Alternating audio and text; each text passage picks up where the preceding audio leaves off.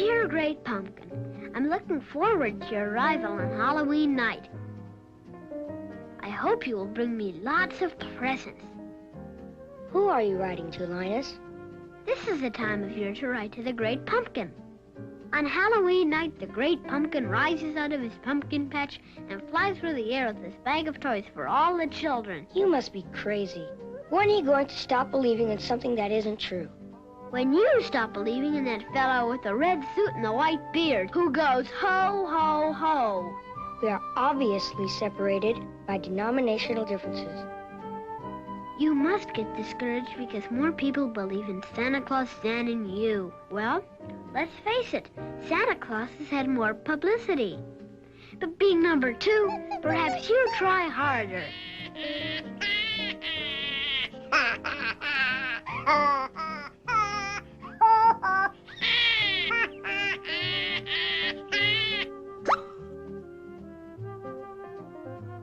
Not again! Writing a letter to a stupid pumpkin? You make me the laughing stock of the neighborhood. All they talk about is my little brother, who always writes to the Great Pumpkin. You better cut it out right now or I'll pound you. There are 3 things I have learned never to discuss with people: religion, politics, and the Great Pumpkin. You're wasting your time. The Great Pumpkin is a fake. Everyone tells me you are a fake, but I believe in you. P.S. If you really are a fake, don't tell me. I don't want to know. What are you doing, Linus? I'd rather not say. You might laugh. Oh, I never laugh at you, Linus. You're so intelligent. I'm writing to the Great Pumpkin. You say the cutest things. On Halloween night, the Great Pumpkin rises out of the pumpkin patch and flies through the air to bring toys to all the good little children everywhere. Wouldn't you like to sit with me in the pumpkin patch on Halloween night and wait for the Great Pumpkin? Oh, I'd love to, Linus. What's going on here? What are you trying to do to my little sister? Hey, Eli, we got to. I like going for this, though. Hey, Eli.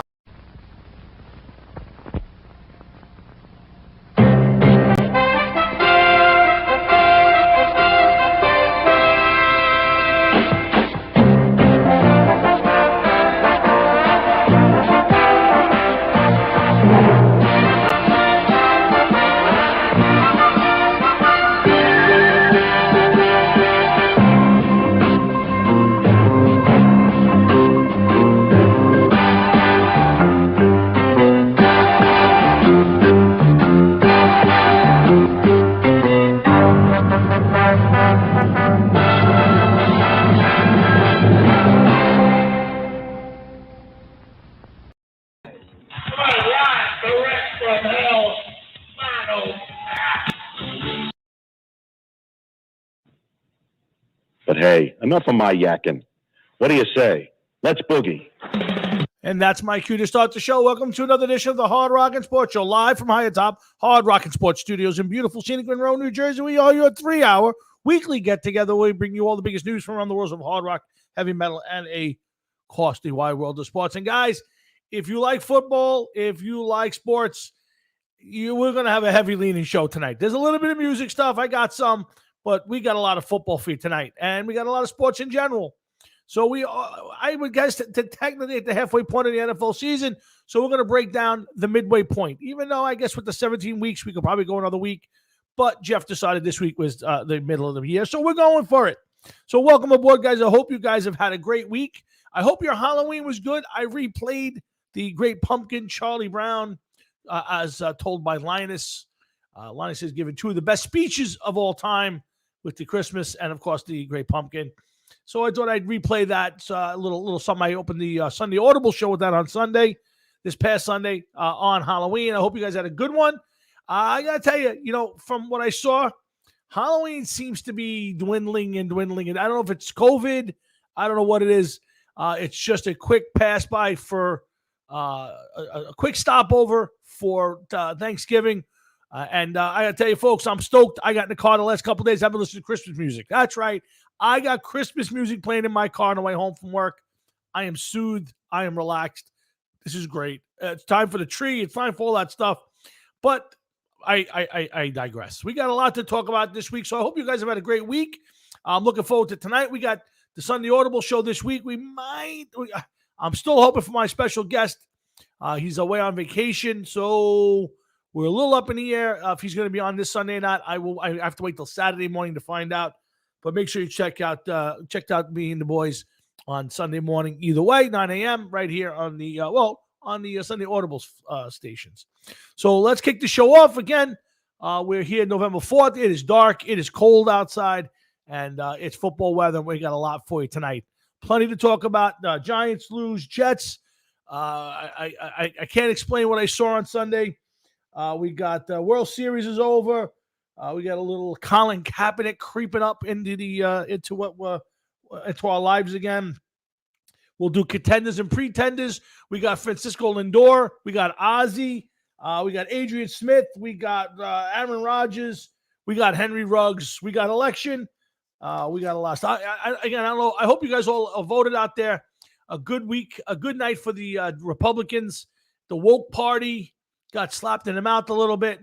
Let's see if they respond appropriately and step back. And I think what I'm happy is the parents in Virginia woke up, saw what's being taught in their schools, and they kicked back. And I hope that the progressive left and all the woke out there who want to force this stuff down our children's throats and change our country, I hope they learned a lesson. If not, 2022 will be a bloodbath if you're a Democrat. So we'll see how it plays out. Congratulations to Eric Adams for winning the mayor of New York City. Can't be any worse than Big Bird. So I hope he turns the city around. I'm not holding out much hope, but he's got to be better than Big Bird. And looks like Phil Murphy might have won. We'll see. I was hoping for Chitterelli because compared to Phil Murphy, yeah, Phil, I do care about taxes, and this is my state. So go after yourself. But let's see if he won or not. We'll find out. But let's kick the show off. Jeff's patiently waiting. We got a lot to get to, and I'm looking forward to hearing what my partner has to say. He's the handsomest guy on his side of the screen, the bass player for the Hard Rocket Sports Show, and my buddy for 40 years. He's, of course, Sleazy Top, Jeff Twin. What's up, Hefe? History repeats itself. Sometimes we have to wait. Sometimes we don't. This time we waited, and it happened. What's happened now? If you can see that. I cannot see that. So there's Mike White and Joe Namath. Eerily similar positioning. Yeah. Two sucky quarterbacks. One leading his team to victory, the other one leading his team to greatness. Remember that. Okay? Now, I understand this is the start of a new week and everything. I'm not recognizing any political bullshit. You know why? Why? Because we have turned the corner. You've turned the corner for what? Turned the corner. Where? Don't worry about where. You know exactly what I'm talking about. Oh, wait. I'm calling you out. You calling me out? What is this? It gives me great pain to do this, but I must, against my will, agree with Jeff. Gettleman must go. The Giants are horrible. Patrick, you're 100% right. Embrace it, bro. Let's come on over to the green side where we got winning ways going. Right? Listen to this shit, green way. 2 weeks ago, they got beat 54-13. Now they've turned the corner. They've turned the corner. He's not Mike effing White. He's Mike Dink and Dunk White. And I don't give a fuck. 405 yards worth of thinking and dunking, motherfucker. Slapped silly this week. Watch. Listen. So he's been sitting on the bench for 4 years. Let me just say this one thing. So let's say you're right. Let's say he's the cat's meow. He's the greatest quarterback since Joe Namath, which really ain't saying much. So Joe Douglas should be fired. Right now, right this minute, Joe Douglas should be fired. Not at all. I'll tell you why. Okay. First of all, this week is not about Joe Douglas getting. It is on this side of the screen, my friend. It is on this side of the screen. Hold on. You can put your hat on. Come on. And next week you'll be burning it. So what's the difference? Doubt it, man. Joe Douglas, if let's say that Mike White is the superstar quarterback that you Jet fans, all of a sudden he's the superstar quarterback. Let's say he is. So you not only had him on your roster, he's been sitting on the bench behind a guy who's been horrendous all year. Again, we're going for growth. Then you trade a number 6 pick for a guy who you already had that you let go, who came back to miss 2 games that he couldn't play anyway, to find out you might not even need the guy. It's Joe Douglas is one good win, one good loss away from bagging groceries at Stop and Shop in my neighborhood. Listen, the only reason that he ain't going to be bagging groceries in your neighborhood, because fucking Gettleman works for the Giants. All right? This motherfucker is going to be driving the fucking bus back and forth to the synagogue and taking the people shopping, and you know it. Okay. All right, listen, we're going to get to the Giants. And I'm going to be the first to tell you, I am very disappointed in not only Gettleman, and again, listen, if it ends the season, ends the way it's going, yes, there will be a new GM at the top of the mountain.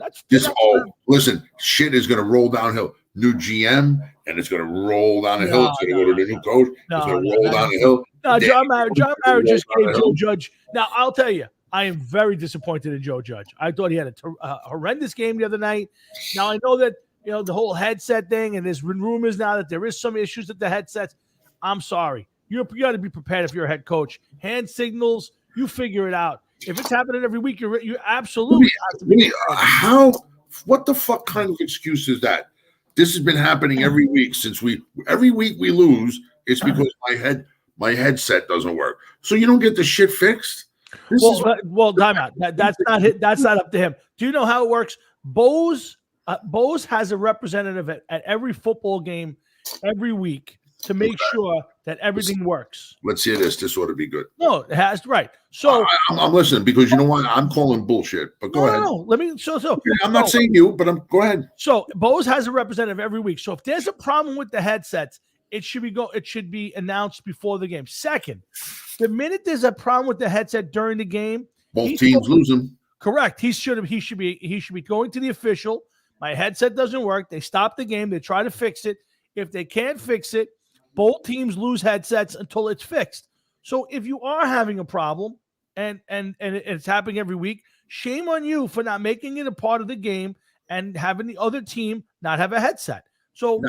I'm down on Joe Judge this week for that reason. And I'm tired of, and the biggest thing for me is I'm tired of the penalties. There are too many stupid penalties. Eli Penny's taunting penalty. Why isn't he suspended for a game? Why is he not benched? There is so much stuff. I am getting to the point where I am tired of hearing we're getting better. We're making. You're not. It's the same thing every week that we are losing games for. Now, do I have faith in Joe Judge? Yes, I think it's going to turn around. But at this moment, I'm very down on that. He's not going anywhere, but I'm not happy with the way this team's played this season with all the penalties, all the stupid mistakes. I at some point you have to fix it. You see, I'm looking for something right now. I don't know what you're looking for. I know what I'm looking for. All right, let's start with this. Jeff, how was your week? My week is good. You know what I'm looking for? I have no idea. Your brains? No. I'm looking for some validity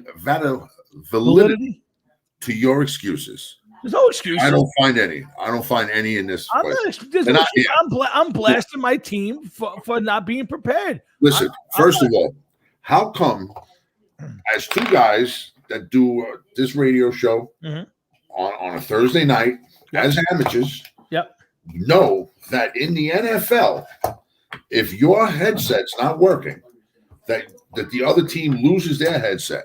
So for you to turn around and say that the reason that we're losing is because the headsets aren't working, and if you're that much of a moron to actually not say anything and let the other team continuously get the best of you, let's just say that 15% of the other team beating you is due to the headsets that they have perfect communications. If you don't say anything and you've gone 7 losses so far in the season without saying anything, you deserve to be fired. You don't deserve to be a head coach. Listen, I'm not disagreeing. I'm with you. I thought it was a lame excuse. If you're having now, I'll tell you, I heard some rumors today, not rumors. A couple of people went on the air. Boomer Esiason was one to say that there are league-wide problems with the headsets, which, okay, I'm with you. Okay, so maybe there is some validity to it, but then you have to be prepared as a coach. You have to have hand signals ready. You have to have some sort of system together and up and running. And if you're having a problem during the game, you gotta step up and say something. And I'm not making excuses. But beyond that, yes, maybe you know the answer to this, maybe you don't. I don't know. Let's say your offensive and defensive coordinators are up in the box, right? Yep. So now, in the middle of the game, there's a problem with your headsets. Mm-hmm. You're not getting your defensive coordinator signal.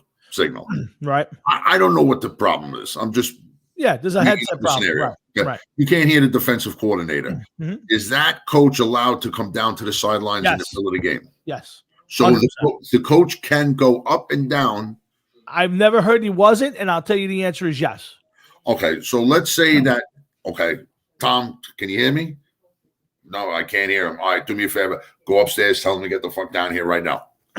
Okay, that's the easiest way to fix it. 100%. I want him next to me right now. But I don't know if it was a headset problem between him and the coaches, or if it's him, because I believe both his coordinators are on the sideline. So I think it's between him and the quarterback, and they're not getting the play-in fast enough or correctly. So then you know what? That's even a worse excuse. I agree. And because then you're there.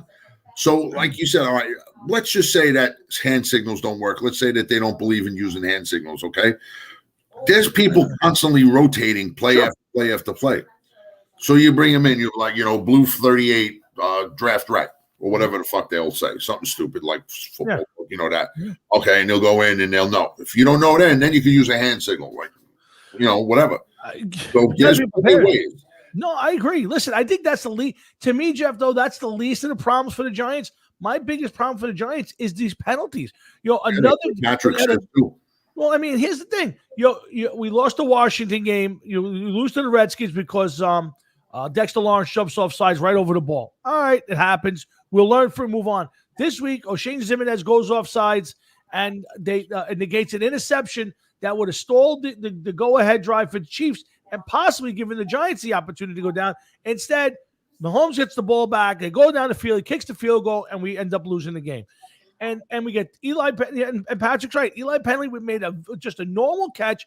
It was a big play for a first down. I think it was 3rd and 14.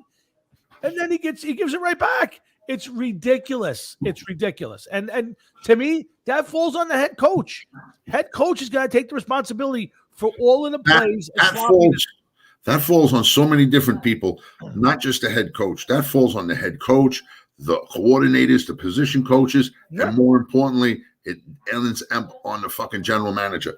Tom, I'm telling you, I do not like the Giants. I do not like the way that team plays. I think they're boring, but I think a lot of it has to do with Dave Gettleman not knowing what the fuck he's doing as a general manager. He has not done anything. This team has the same exact record for like the 5th year in a row. That speaks volumes to me. I know the Jets suck, but the Jets have perpetually sucked for 10,000 years. Okay. The Giants, not a Giant fan, so I'm not getting anything out of saying this. Always had a chance. We're always in discussions about being in the playoffs, this, that, and the other thing. It's just sheer sadness at this point in time, and somebody's got to pay for it, and it's got to be Gettleman. There's no doubt in my mind that Gettleman's, if the year continues the way it is, unless there's a miraculous 7 or 8 game run, and they squeak it to the playoffs, he's done. And I tell you the truth, the biggest disappointment for Gettleman for me, again, the guy's made a couple of good moves. The fact that we're still dealing with a bunch of players who get hurt every year, it comes down to him. You pick these guys, you got to pay for it. And I think he's going to pay. To me, he'll pay with it at the end of the year with his job, and there's no choice in the matter. There's a lot more to get to. I want to talk about the Jets who are playing tonight. I think here's the problem I have for the Jets. And listen, who knows? If anything continues after Sunday, I couldn't have been more surprised at the game. The short week on the road, is it good or bad for this kid, Mike White? Listen, anybody thinking that this kid's going to the Hall of Fame, but I think anybody who's putting this into a quarterback controversy is not doing their team justice. Why not? And we'll get to it, but I'll tell you my opinion. If anybody thinks that to cause this turn this into a controversy for a guy who's 4 years in the league, hasn't been able to break a lineup anywhere, again, great game, got it. But you want to talk about Matt Flynn? You want to talk about Cliff Longley? I could give you 10 guys who've come out, had a big game, and never appeared again. So of course it happens, but you want to know something? Zach Wilson was drafted with the second pick. Yes. Okay. You look at him as he's going on the football field.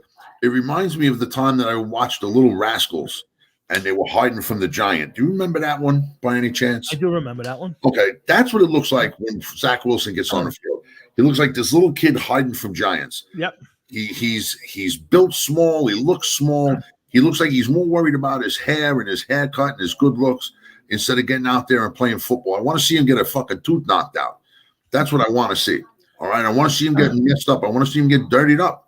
I want to see him look like he plays football, not like he's a modeling football stuff for fucking models. Listen, I'm not disagreeing. And I want to do a lot of Jets and Giants. We're going to talk a lot of football tonight. Go ahead. This kid White, when he played, you can't tell me that all of a sudden, Salah just decided to coach up a game. This guy was throwing the ball. He looked confident. Oh, absolutely. Yeah. Okay. There's a lot of guys that start their careers on the sideline. Look at Aaron Rodgers. All right.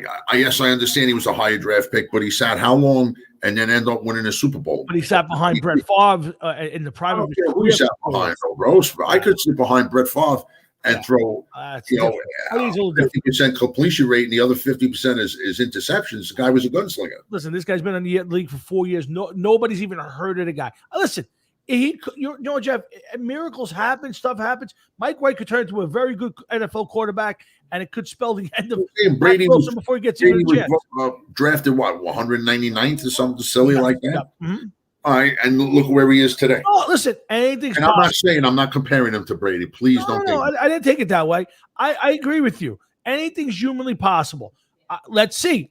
What I find funny is, I'm listening to Jet fans all weekend. It's now sudden we got our quarterback. It's a controversy. This kid should be playing. You heard all week there. Who's going to trade Zach Wilson? We'll trade. I'm like, you guys got to be kidding me. This kid played one game. Who's saying this? This was all over sports radio this week. All over sports radio this week.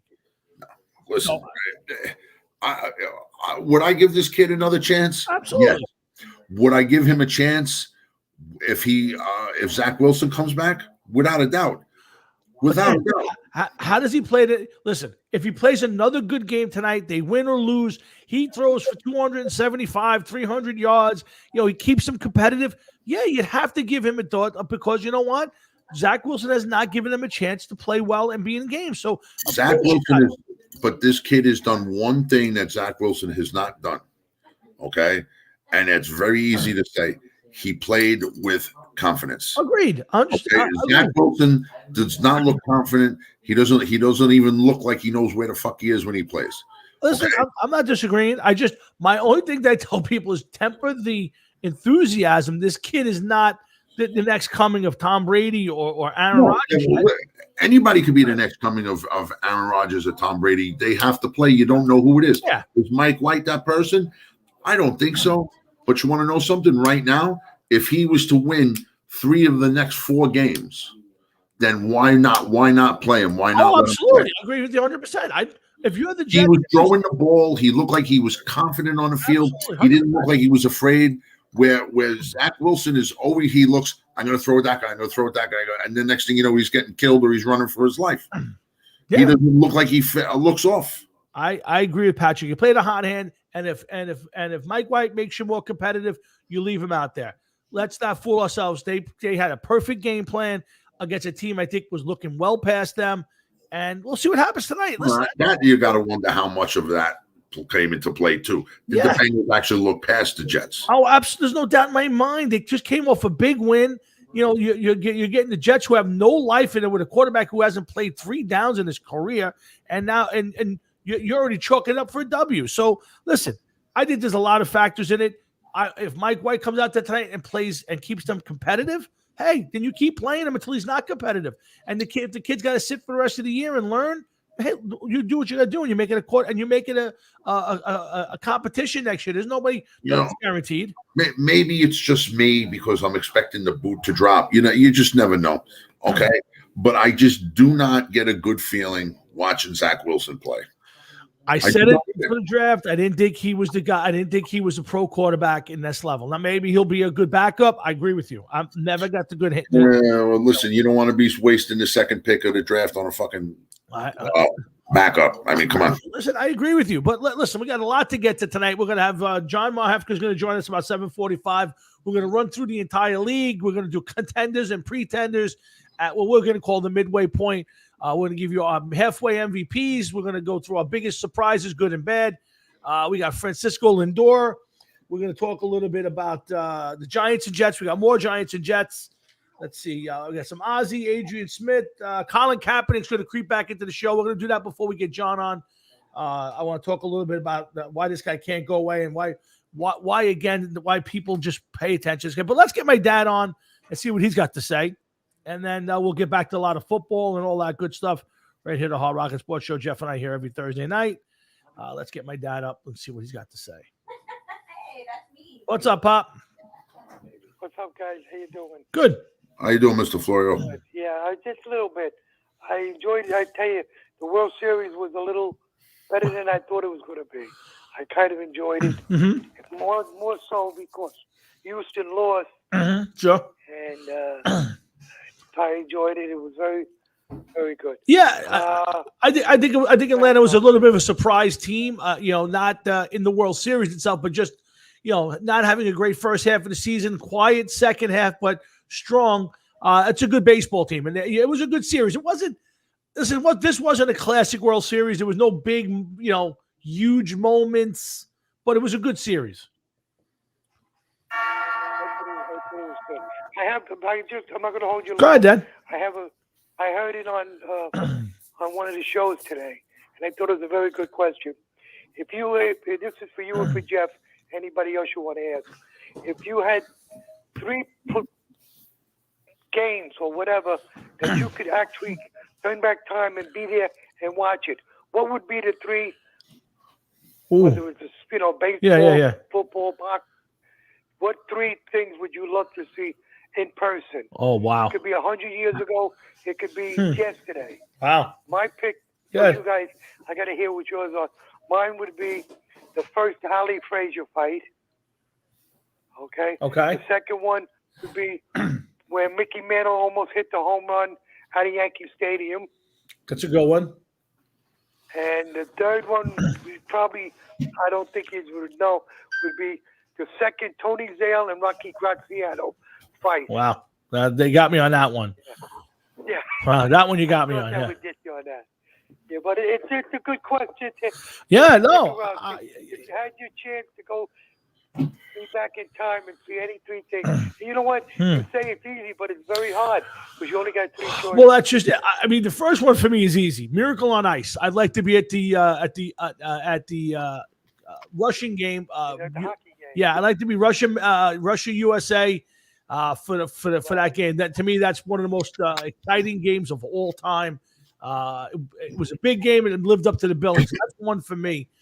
2, I got to think about it, but I would probably say I would love to be at the Don Larson perfect game. It's the only one in World Series history. I think that would be that'd have been a lot of fun to get to watch. And I'll tell you one that you'll be shocked at. I'm going to say that there's so many, and because I watched the movie, I've always been inquisitive about it. But I would have loved to be at Belmont when Secretariat won that race that day by whatever it was, 37 lengths. Oh, yeah. I've never really been at a big race like that. I've gone to a couple of races, but that to me, the excitement that so many people were watching and into that. Yeah, that to me is one. Yeah, Stanley Cup '94 is a good one. Patrick, Jeff, you got 3? Yeah, of course, man. I would love to Stanley Cup 1994, the winning game. That would be a great one to see, without a doubt. Yeah, I would definitely have to be on my list. Definitely the '69 Jets winning the Super Bowl. That's a great one. Yeah, I would love to be there for that. And one that I'm surprised nobody brought up, especially you, Tom. It would be a tie. I don't know which one I would really want to go to more. I'd either want to watch a game with the 1927 Yankees, and watch that lineup, or watch the 1978 Yankees and Ron Guidry when he pitched, when he had, what was it, the 18 strikeouts or 19 strikeouts? 18 strikeouts. Yeah. I would love to sit back and watch that game. I remember watching that game when I was a kid, but I'd love to see it again. But those would be my 3 picks. That's good ones. That's all good ones. Yeah. The fight one, that's also a good one for me. I would love to have been at Ali and Foreman. I think that's a great fight. But any one of the Frazier fights is a great one. It's a good little question. Yeah. And it seems so easy, but you say, like Jeff said, I thought of this, but then I changed. I thought of that. There's so many choices. There's so many things I'd love to see Babe Ruth play. Sure. I'd love to see Lou Gehrig play. Who I would have loved to see was Ty Cobb.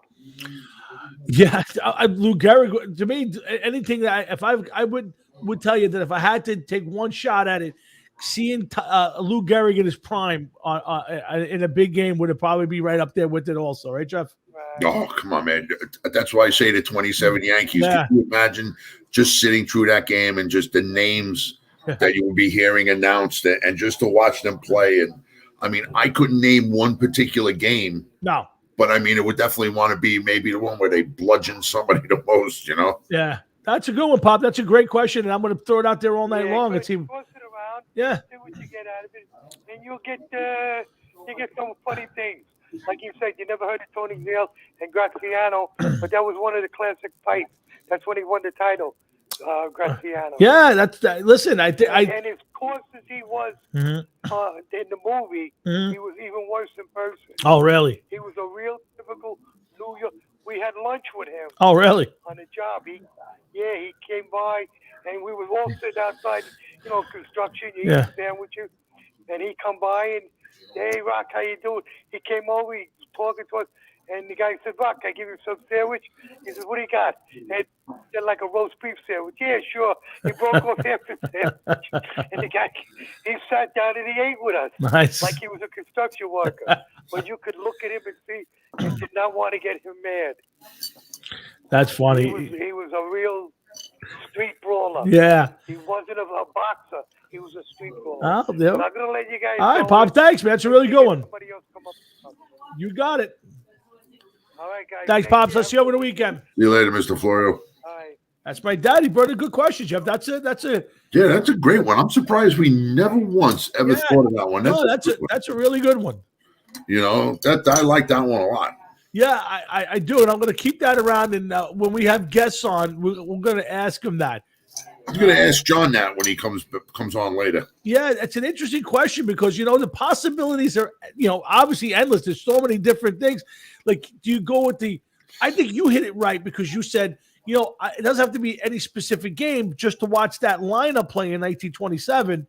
I went for kind of big moments in time. Listen, there's nothing wrong with that because you went for historic moments. Sure. I went for a historic moment by saying, the Stanley Cup, the Rangers clinching the Stanley Cup, the Jets winning the Super Bowl, and even Guidry when he struck out the 18. But I mean, to know that I saw that game, I'll never forget that game. It was a Friday night, and I watched it in my mother's bedroom. Oh, really? Yeah, I remember that, watching it in my mother's bedroom. And I remember watching it. Of course, it was a great game, but I mean, to watch that or to see the 27 Yankees. Yeah, it's a tough one. I don't know, man. Yeah, I also watched that game. I remember watching it at my grandmother's house. We were over there. We spent a lot of weekends with my grandmother, with my brother and his sister. And I remember specifically watching that game because we had one TV in the house, and I was commandeering it. We all watched the into the night, and it was you're a kid. I mean, I idolized those guys, and Guidry striking everybody out on a June night that just was hot and muggy, and it was in June. Yeah, it was June. It was like June 18th, 19th. I have to think about the date again, but yeah, you know what? I probably remember it so much. Not so much that the Yankees were winning. It was Guidry. Probably I was shitting my pants, wondering if I was going to get promoted or not. Yeah. Let me look that up. Ron Guidry's 18 strikeouts, 18 Ks. Oh, by the way, I just want to let you know, kind of officially decorated Faxmas. I see that. Charlie Brown. I'm sorry, I was a little off. June 6th. It says here June 16th, 19th. Oh no. Sorry, June 17th, 1978 is the official date. Okay. June 17th, huh? June 17th. That was a day off. It was 18 strikeout performance. Do you remember who they played, Jeff? I do. California Angels, I believe. There you go. Good job for you, California Angels. Yes. Good team at that time. Had I don't know if Rod Carew was on that team yet, but it was they had Bobby Grich, I think. I'm trying to think some of the other guys on that team. Don Baylor, I was pretty sure I was on that team. Joe Rudy may have been on that team. Good baseball team for Jeff. Good job on that one. 924, 699. The Mets clinched their first pennant. Good one, Patrick. That's a good one. Hey, Patrick, what about one of those Islander Stanley Cup championships? I know you're a big Islander fan. What about one of those 94 guys, those 70s teams? I would also, Jeff, another one I could throw in there is watching that Edmonton Oilers team when they had Gretzky and Messier in their prime with Coffey and Lowe and Tikkanen and all those guys. That would have been another one to think about getting. Oh, yeah. Yeah, there's a lot. Yes. A lot there to think about. We'll have to bring it up to John, and we'll have to keep that around for future guests to see. That's a thought-provoking one. That's sorry, I did. What'd you say? I said that's one we have to keep bringing up to some of our guests in the future. Definitely, without a doubt, man. You know what? It's good thought-provoking, and it's a good conversation starter because once you get into the games, you can kind of go into the games themselves and all that other good shit. So. Yep. Good job, Dad. So we got a couple minutes before John gets in there. I want to talk a little bit. I want to stay with we'll hold it till after. We're gonna do the Kaepernick stuff after John. We'll do all of that after we run through the league. Lindor. I want to get to Francisco Lindor. Let's do Lindor now, Jeff. I don't know how much you're up on the Francisco Lindor choking Jeff McNeil situation. So I want to get that. I just read about it yesterday, I think it was, where they said there was either a rat or a raccoon in the dugout. And they showed all the Mets players running into the fucking dugout. Yeah, so it turns out that that's not what was the argument over, obviously, and it was basically Jeff McNeil does not believe in the shift, which I agree with, but he was supposed to be in one position and was out of it, and Lindor was breaking his balls to get in the right position, and then a couple of times I think he wound up in base hits and this and that. And it finally wound up in a big FU contest, Jeff. And they went to the hallway and had a big fight. Now, listen, while I agree with Jeff McNeil that I hate the shift and the way they played the game today, if you're told to do it, you do it. And that's the way it goes. But if you're Francisco Lindor, I'm all for you getting in the teammate's face and letting him know he's got to do his job. But the minute you put your hands on somebody, that's where you go wrong. And to me, Francisco Lindor should have been suspended. And the fact that the Mets hid this, didn't do anything about it, is typical Mets. And this is why the Mets are the Mets and why they have a problem every year. So I don't know how you feel about it, but to me, Lindor's good until he puts his hands on the guy and tries to choke him out. Listen, it's like you said, if the coach is telling you where to play, then you just go there and play. But let's just look at it from the other side real quick. We have to. That's what we do. That's what we do. Okay? So let's just say that they're calling for the shift, but yet he doesn't want to do the shift. He has a feeling this guy the last 3 at-bats has been pulling it hard towards the second base bag. Yep. And they want him to shift over more towards first. But he's like, you know what? No, I don't. No, I'm going to stay here.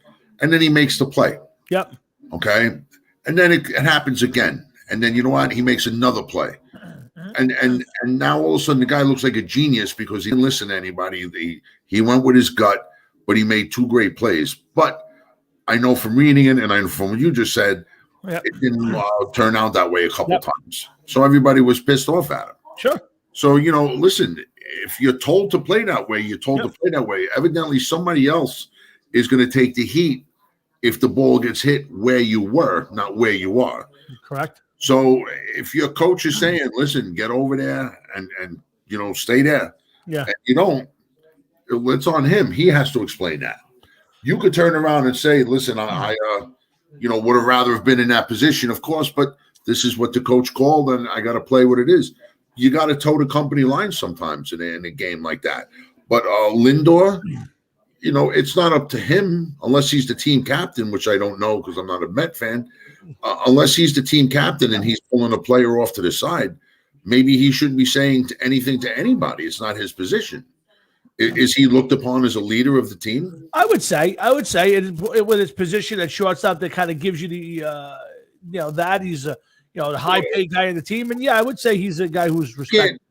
You can't just say because he's the shortstop. I mean, should Bucky Dent have been telling like Catfish Hunter or Thurman Munson what to do when he was on the 78 Yankees? No, but it's kind of like the unofficial guy who runs the infield. Usually the shortstop's usually your main guy. I get it, but I get your point. I hear you, but I mean, you want him to be the leader if that's the case. Jeter, I could see if Jeter did it, I could say yes. I understand his point. It's Derek Jeter. He should be saying something. Right. But, this guy here, I don't know. I don't think it's questionable. But you know what? And again, I blame the manager. If McNeil's constantly doing this, then you got to bench him. You got to put him on the bench, and you avoid this problem. I have no problem with Lindor or any teammate. If a guy doesn't run hard to first base, if a guy doesn't do things the proper way, I have no problem with any teammate going, what the hell are you doing? Why are you doing it? I got no problem with that. I do have a problem with you putting the hands on the guy. I think that's where things could go very wrong in a lot of ways. You can hurt yourself. You can hurt him. That to me. And again, I'm from an era where, the Yankees in 77, 78, they were constantly beating the shit out of each other. So I get that part of it. But the Yankees in 77, 78 were backing up everything they did. Sure, agreed. You're talking about a team that won 2 consecutive world championships and was in 3 World Series, consecutive World Series. Yep. So it's a different situation. This is a team that's trying to stay out of last place for 3 consecutive years. It doesn't always work. I agree with you. So to me, but this, what this does to me is raises the red flags. And I'll say it again: if you're a baseball team out there, I agree with you, Patrick. He's no David Wright. And I think this has to raise the red flags. If you're a team out there, there's all these shortstops and all these guys, you're going to have Correa and Seigler and all these guys go looking for big contracts. I think anybody who, after Lindor's last 2 years and this year with the big contract the Jets, with the Mets, you're nuts if you give these guys 10-year deals. If you continue to give these guys 10-year, $350 million deals, you deserve everything you get. And right now, the Jets have to look at last year as a huge disappointment. And I don't believe that you're going to see, Francisco Lindor next year, hitting 320 with 35 homers, and 90 RBIs and staying on the field all day. I think this is just a trend that's going to continue. But I think all teams, this is a buyer beware. Please be careful when you spend the money this offseason, Jeff. Yeah, listen, that could be the call for any sports. It's the money that they throw after some of these guys. Yeah. I think that the big contracts, though, Tom, I got to say, this is just my opinion, of course. Yeah. I think that what they go after the big contracts and try to sign these guys to see where they know, like, okay, in theory, we have this guy locked up for the next 10 years. Right. So he's making $15 million this year. And, by the end of the 10th year, he's making $20 million. But, we project the salaries for these guys in this position to go up to $35 million a year. So we're saving X amount of dollars over X amount of years. And then it doesn't work because it's like the player depreciates. Sure. And nobody gives a shit. Nobody's really like, oh, this is somebody that we didn't do this. We didn't think that. We did, and it's kind of sad. I think that these major league sports, I'm surprised that they never wanted to turn around and say, you know what, listen, we're capping the contracts off at 3 years. You could sign as many 3-year contracts. You play your 3 years, you negotiate with your team that you're on, sign another 3, that's fine. But we can't have you sign in a 10-year deal and then these teams get fucked. Suppose a small market team like Milwaukee or Pittsburgh signs a player like that to a 10-year deal. They could bankrupt themselves by years 4 or 5, much less 7, 8, 9, and 10. You know what I mean? No, I got it. And Patrick's right. I was just about to say it's the owner's fault because they outdo each other. If nobody's willing to give them 10-year deals, they're going to take a 5-year deal or a 3-year deal. But it happens every year. There used to be the guy in Texas, who really kicked off all the stuff. But at some point, you got to say, you know what? I can't give you 10 years. I don't care if you're 21 years old. I can't give you 10. I don't know what I'm going to get 10 years from now out of you. And I think, and I'm going to point. I'll say in the NFL, they do the shorter deals, but they give a lot of money. But look how it's hurting right now. If you're at Kansas City, you're not telling me that Patrick Mahomes' $50 million a year contract is not keeping them from signing better players and doing more with their team. He's getting more than 25% of their entire budget for him. Yeah, you're right. But you want to know something, Tom? I'm not saying that Kansas City was right. Don't get me wrong. When they signed him to that kind of money, yep.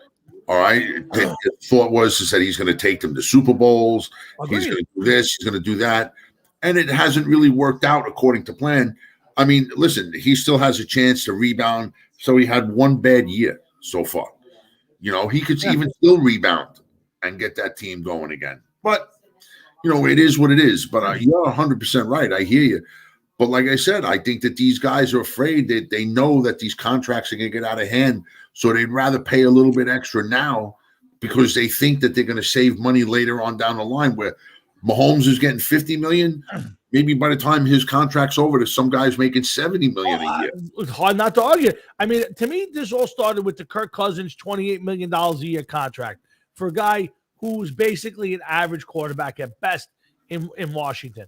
So that's where it started with the escalation. Now, guys, listen, they were already starting to creep up. Guys were already making 22, 23. But the minute you pay a guy, $28 million a year, that's it. Now you got to outdo it. Aaron Rodgers gets 30-something million, and then, of course, Mahomes gets 50. And I like Mahomes as a player, but look at what we've seen this year. What we've seen this year is a guy who doesn't have a good offensive line. His defense stinks, and he's had to overcompensate, and he's played very badly this year. He's been a bad quarterback. Yeah, no, it's not much. Like, listen, his offensive line has been in flux for a couple of years.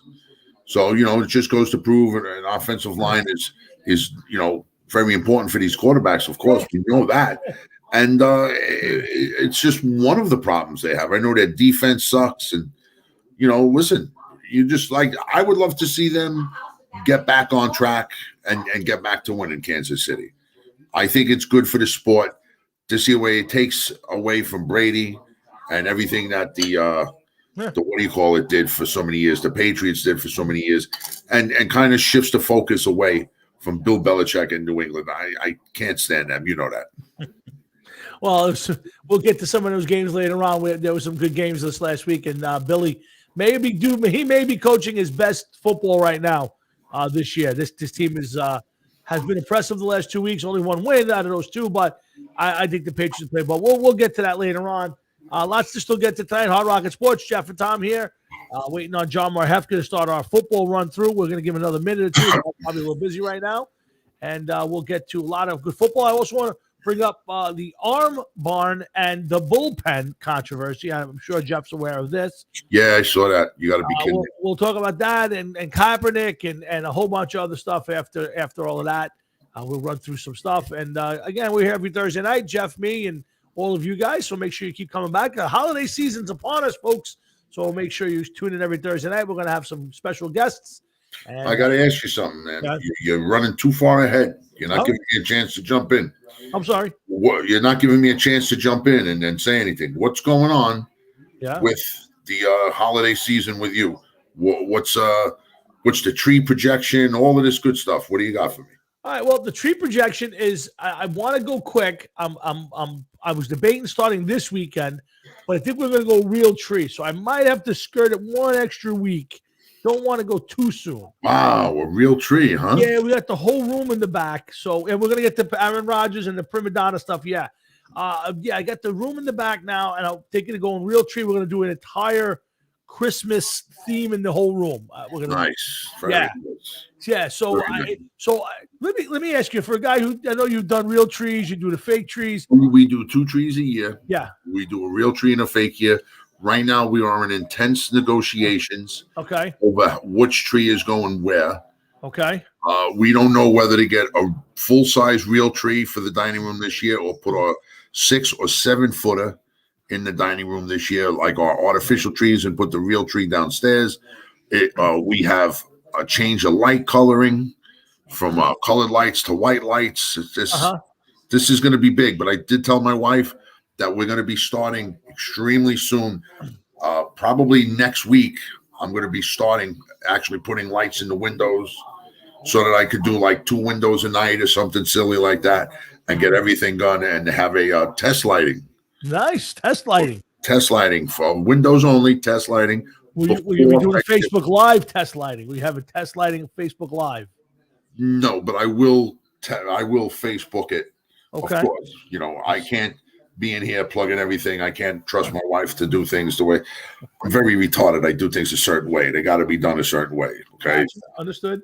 So let me ask you some advice now. I haven't real treated it in a long time. Mm-hmm. So I want the tree to last at least a week after Christmas. When do you recommend getting the real tree?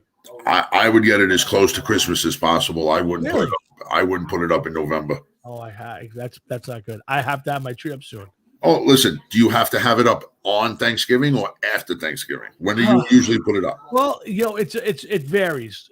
Lately, the last couple of years, I go a little early each year. So last year, I was at least a week, maybe a little more than a week before Thanksgiving. Oh, you're beating me, motherfucker. Yeah, I got to the point now where I realized how much I enjoy coming home, flipping on the lights for the tree, shutting all the house lights off, and sitting there watching TV, working on the show. So, yeah, I am easily a week before Thanksgiving normally now. Oh, man, you're putting pressure on me, unneeded pressure.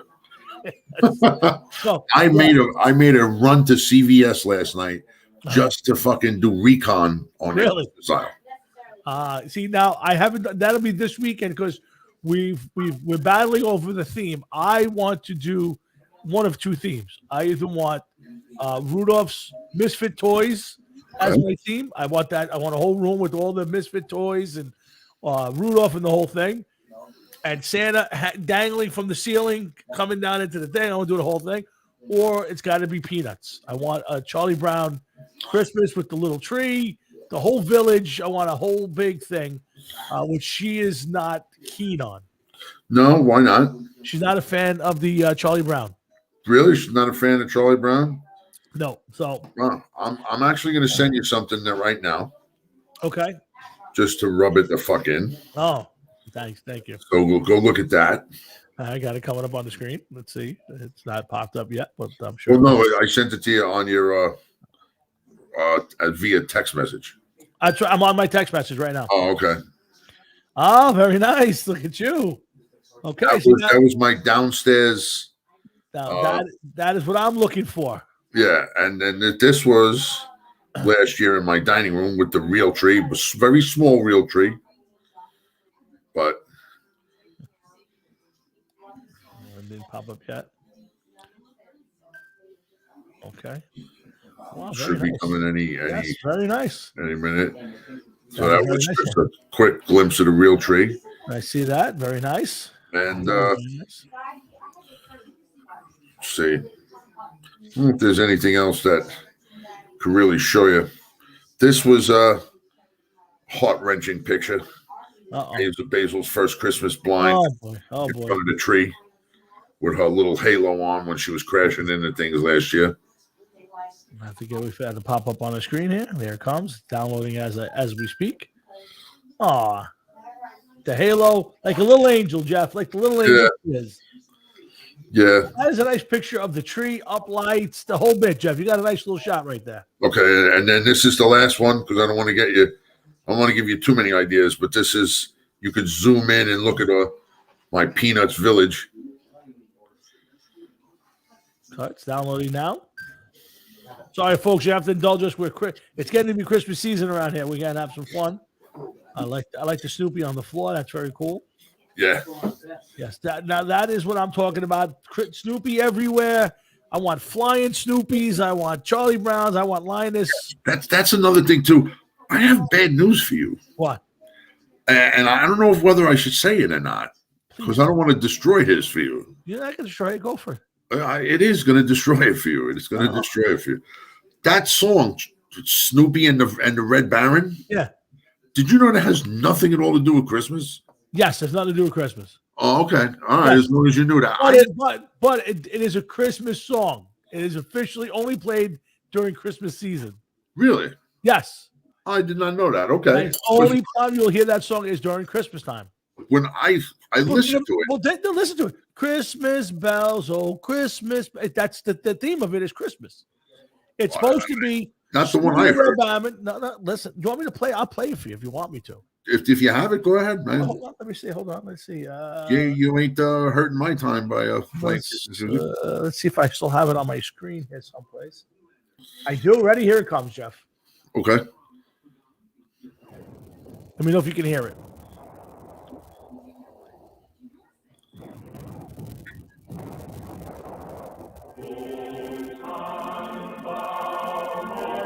Okay. Yeah. You don't have to play no more. I just heard it. Old Tannenbaum. Yeah. It started right off the bat. Yeah, the theory of the song is that Snoopy and the Red Baron are going at each other every day, and at Christmas time they actually meet. Snoopy lands, and they have a drink together, and they celebrate Christmas together. Really? Yes. Yeah. Listen, it's Snoopy and the Red Baron, and it's Merry Christmas, my friend. That's the part. So it is a Christmas song. While not necessarily about Christmas, it's a Christmas song. I will have to give it definitely a second listen. You have to take a listen to that. It's one of my favorite songs, probably my favorite Christmas song of all time. Oh, and look who's here. Hi, Sharon. All right, come over here. That's the wife. I'm going to take the computer and chase her into a little. She's locking herself in the closet. I don't blame her. I would do that same thing if I was her. That's a bad place for her because I could run in there and get her. Hard Rock Sports. We're waiting on John. I think he's going to show up at 8:00. It was just 7:45 or an 8, so we're talking Christmas. But we got a lot. We got a lot to get to tonight. We got a lot of football to still do. We'll run through the entire league. We're going to take a look at surprises and MVPs and all that good stuff. Do you still have any Halloween stuff? You know what, Jeff? We had very little Halloween stuff up. I said it before the show. I've never been a big, huge Halloween guy, and maybe it's because of COVID, but I think Halloween's taking a very bad step backwards. Not over here, dude. Yeah. Not over here. The other day, Halloween was Sunday. Yeah. There was so many kids out. Really? On the block that I drive up Westcott to my house. That I was doing about 10, 15 miles an hour because I was literally afraid that one of them was just going to run across the street. No, that's good to hear. Hundreds of kids. Okay. And I'm not talking like 2 here, 3 there, whatever. Right. Like groups of 20 and 30. It was hundreds of kids. It was sick. Okay. The whites that have been out here for Halloween, I don't know why people don't say Halloween kicks off the holiday season. It's a good question. I never really counted, but you know what? It's true that it really does kick off the holiday season. To me, it's the start of fall, and you're into that holiday season. Once that, it's almost not that it kicks it off. It's as soon as it's over, Halloween. To me, the holiday season starts for me. But Halloween. Yeah. A couple days later is Election Day. Yeah. A couple days after that is Veterans Day. A couple days after that is Thanksgiving. Right. So we've already gotten 3 semi holidays and 1 major holiday out of the way by the time you get to Thanksgiving. Now Christmas comes and you'll be like, oh shit, Christmas is a month away. And it's there before you know it. Oh yeah. No, listen. It happens quick. No, that's why to me every year I want to start it earlier because I feel like it lasts longer. Well, yeah, of course. You don't have to stop me, right?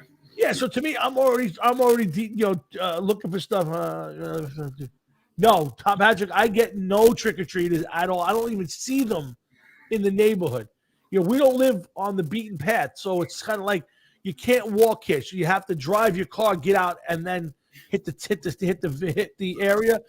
We're not in like the center of town where people can go block to block to block to block. You have to drive to our community, park your car, and then you can walk block to block in the community. So nobody goes to the 55 and over because you people just give out hard candy and that's it. Butterscotch flavored at that.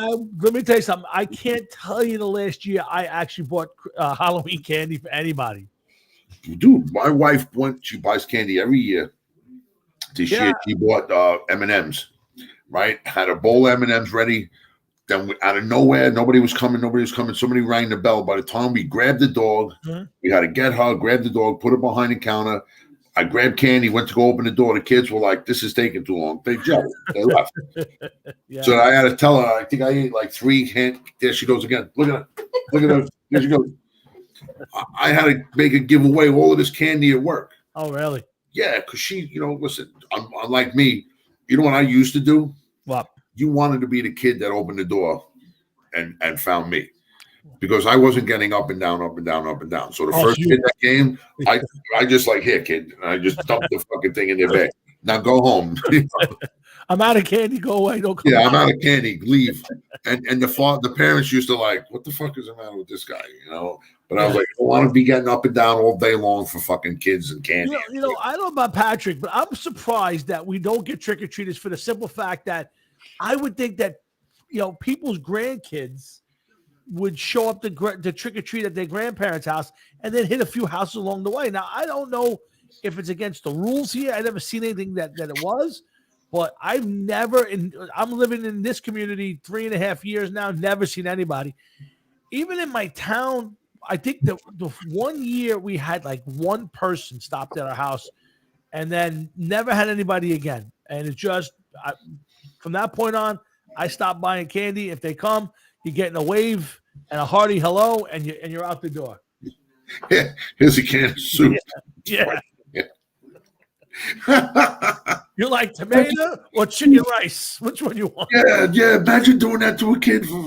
Hey, there you go. Look, I got a can of soup. We got ramen noodles. We got tomato. Oh my God, that'd be fucking great. I got a can of olives. Like olives? Yeah. Hey, they say trick or treat, right? You ain't ever gonna forget this one, kid. Yeah. This is some trick you're getting, sir. Here's some Raymond. Here's a Brillo pad for you. Yeah, I tell you, it's just we never get anybody, and I'm okay with it. You're getting up and down. It's to me, but you're right. That it kicks off the holiday season, and then we roll into the fun stuff. And as much as I look forward to the 4 days off, I almost never want Thanksgiving to get here because I enjoy that day immensely. It's just a quiet, peaceful day. Thanksgiving? Yeah, you eat, you watch. There's a lot of good TV. You watch a lot of football. What do you do on Thanksgiving? You stay home, or do you? My mom has it every year. Sometimes it's just my mom, me and my wife, my mother, father, my uncle, and then my sons. The last few years, my aunt and uncle and some of their kids and grandkids come over, so it's a little bit more. It's kind of 3/4 what we have for Christmas, but it's always at my mom's. And she makes way too much food, and we eat way too fast, and we watch a lot of football, and it tends to end a lot earlier than it used to. Back in the day, you'd get there and I get there at 12 and go home 6, 7, 8 o'clock. Now I get there at 12 and I'm going home at 4, 5 o'clock, depending on how fast we eat. Oh, listen, dude, we're getting older too. I don't want to sit in traffic on the way home. And if all of a sudden now you're getting to that age where, okay, make sure you use the bathroom. I used the bathroom before I left. Yeah. Now all of a sudden you get up to the highway. I got to take a piss, and you're looking for a bush or something. You can't have that. It's true. Especially now, food moves at a different rate. Oh no, yeah. Listen, it comes in fast and it comes out faster.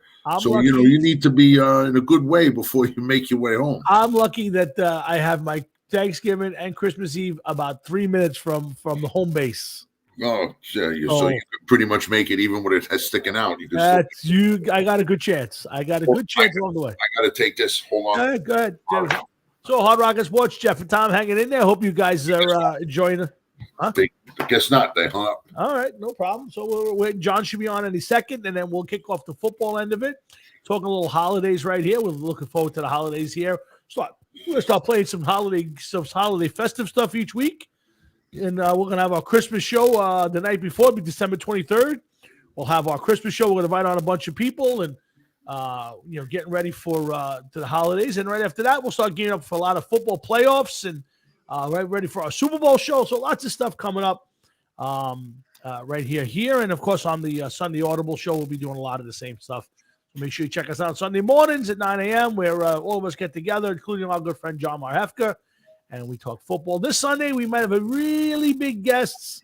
I won't know till Saturday. So it's either this Saturday or next Sunday, this Sunday or the following Sunday, but I don't have confirmation yet.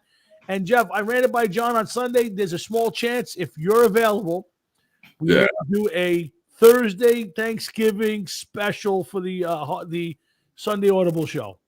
Do 1 hour. 1 hour. We'll talk about that day's games. We'll have some fun. You don't always get to get involved on the Sunday show. Definitely not working on Thanksgiving. Yeah, so I thought it would be nice. We'll do a quick 1 hour show, kind of have some fun with those days' games and all of that. But so give it some thought. I told John to think about it. I know it's a holiday. People have plans, but I figured maybe we could do it 8, 9 o'clock, 1 hour. That's it. Yeah, listen, even if something happens that he can't do it, I'm in. All right, so we'll get it going. But right now, we're going to kick it off. We're going to pretend this is the Sunday Audible. Where is he? Is he here? Yeah, he's there now. He just popped up. I'm always curious to see what he can hear us. Huh? He can hear us now, right? Yes. I'll tell you right now, man. I'm full of it today. I'm going after everybody. So I'm going to start with him. If he comes on and he starts crying about the Steelers, I'm going to give it to him, man. All right, well, he's smiling now. And I'm always curious to see what kind of headgear he's got on this week. But, of course, I'm talking about the top dog over at Afro Records and our brother from another mother, Mr. Johnny Mahefka. Johnny boy. Tommy and Jeff, how are you guys? What's up, John? How are you? Jeff, you're always making me laugh, brother, man. I can't help it. I got one question to start this off with. John, have you gotten tired of our shtick all week long? It goes back. Now it used to be just on text. Now he's going for the wider audience, and he's using the Facebook Messenger now. Are you getting tired of it yet? I love it. I think it's funny. You guys have me laughing all day. I mean, there'll be times where I break out laughing, and Chrissy looks over and she goes, "What the hell are you laughing at?" It's like I'm laughing at air, but it's everybody that's listening. These two guys are extremely entertaining. I mean, just as much on the air as off the air too. So we probably more off the air. Actually. Yeah, off the air is out of hand. That's for sure. I got to be honest with you. I've been trying to.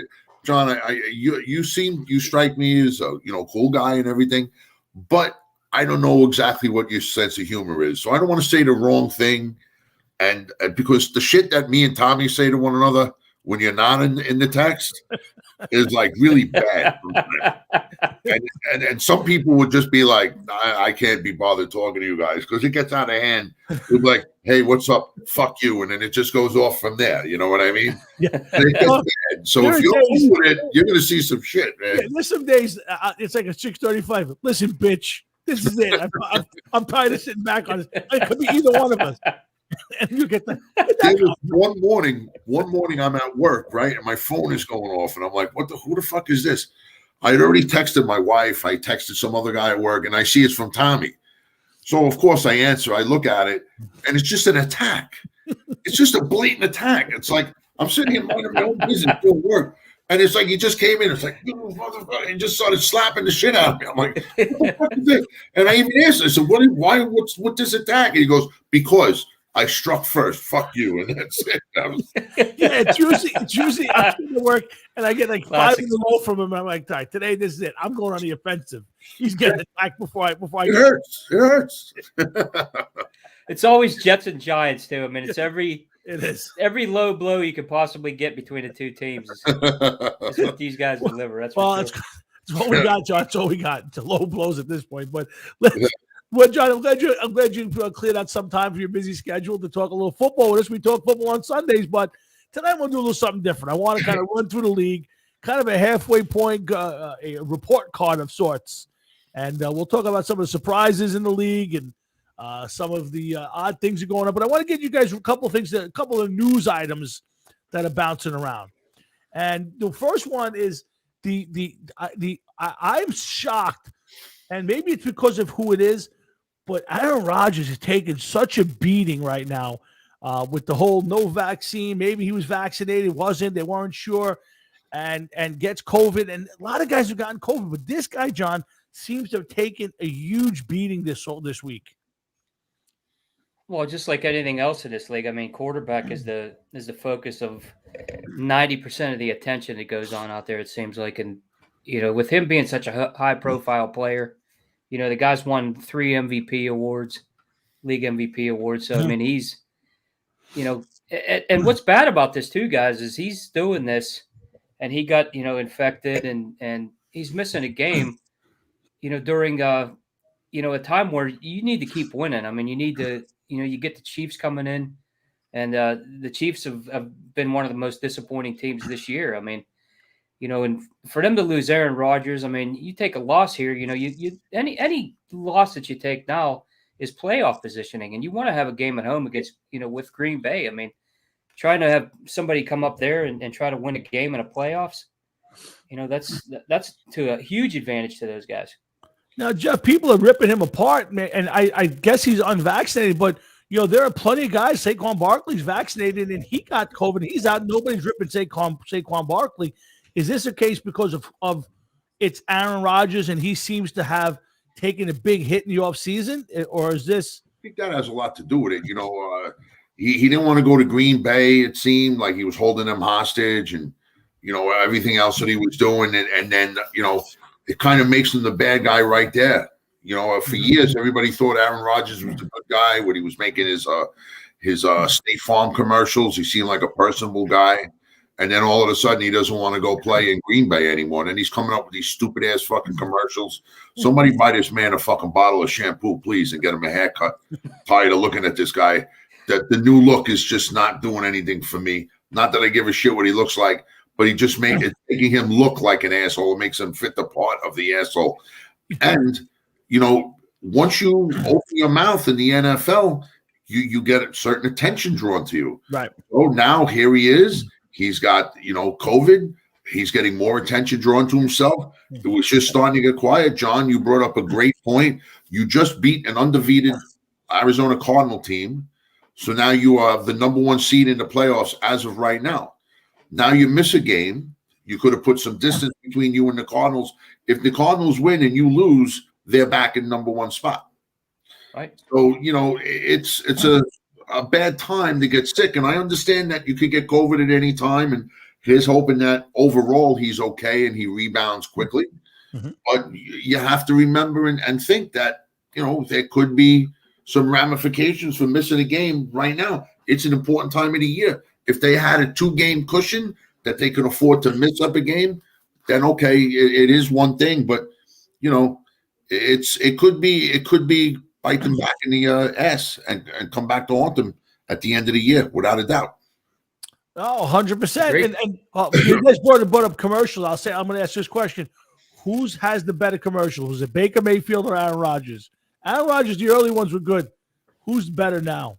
Fucking Baker, baby. I agree. I agree. Yeah, Baker's does better commercials than plays football at this point. I think. His commercials are fucking awesome. Let's stay on Baker for a second. I was going to bring it up later, but what do you guys thoughts on this controversy with Odell Beckham and the father doing the video? Whether he's right or wrong, I mean, at this point, he can't go back to that team, and OBJ's John is damaged goods. He is, and he's really done nothing there, Tommy. I mean, there's been nothing between him and Baker since he got there. The guy's always hurt too. Mm-hmm. But even when he's healthy, I mean, if you watch what he's doing out on the field, he's not aggressive. He's not sharp in his routes. He's not getting any separation from the DBs. He's not making it easy for Baker. I mean, now when you lose your quarterback's trust, and I think that's the stage he's at right now, he's not going to.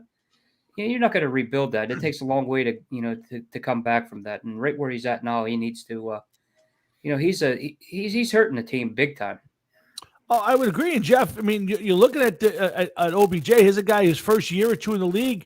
Most people had him on the fast track for the Hall of Fame, and it seems that his end of his Giant career was the end of his career in general. Do you think a guy that could still bounce back? And what was your thoughts on the father and his relationship now with Baker and the team? Honestly, I didn't. I heard about it earlier. I did not know about. He showed a clip of him wide open, and they didn't throw him the ball or something. The father put together a video showing all these plays where he was wide open or supposedly open, and basically saying how my son's still a great player. They just don't throw him the ball. Well, listen, he's a great player. There's no doubt in that. The guy has shown he has a lot of talent.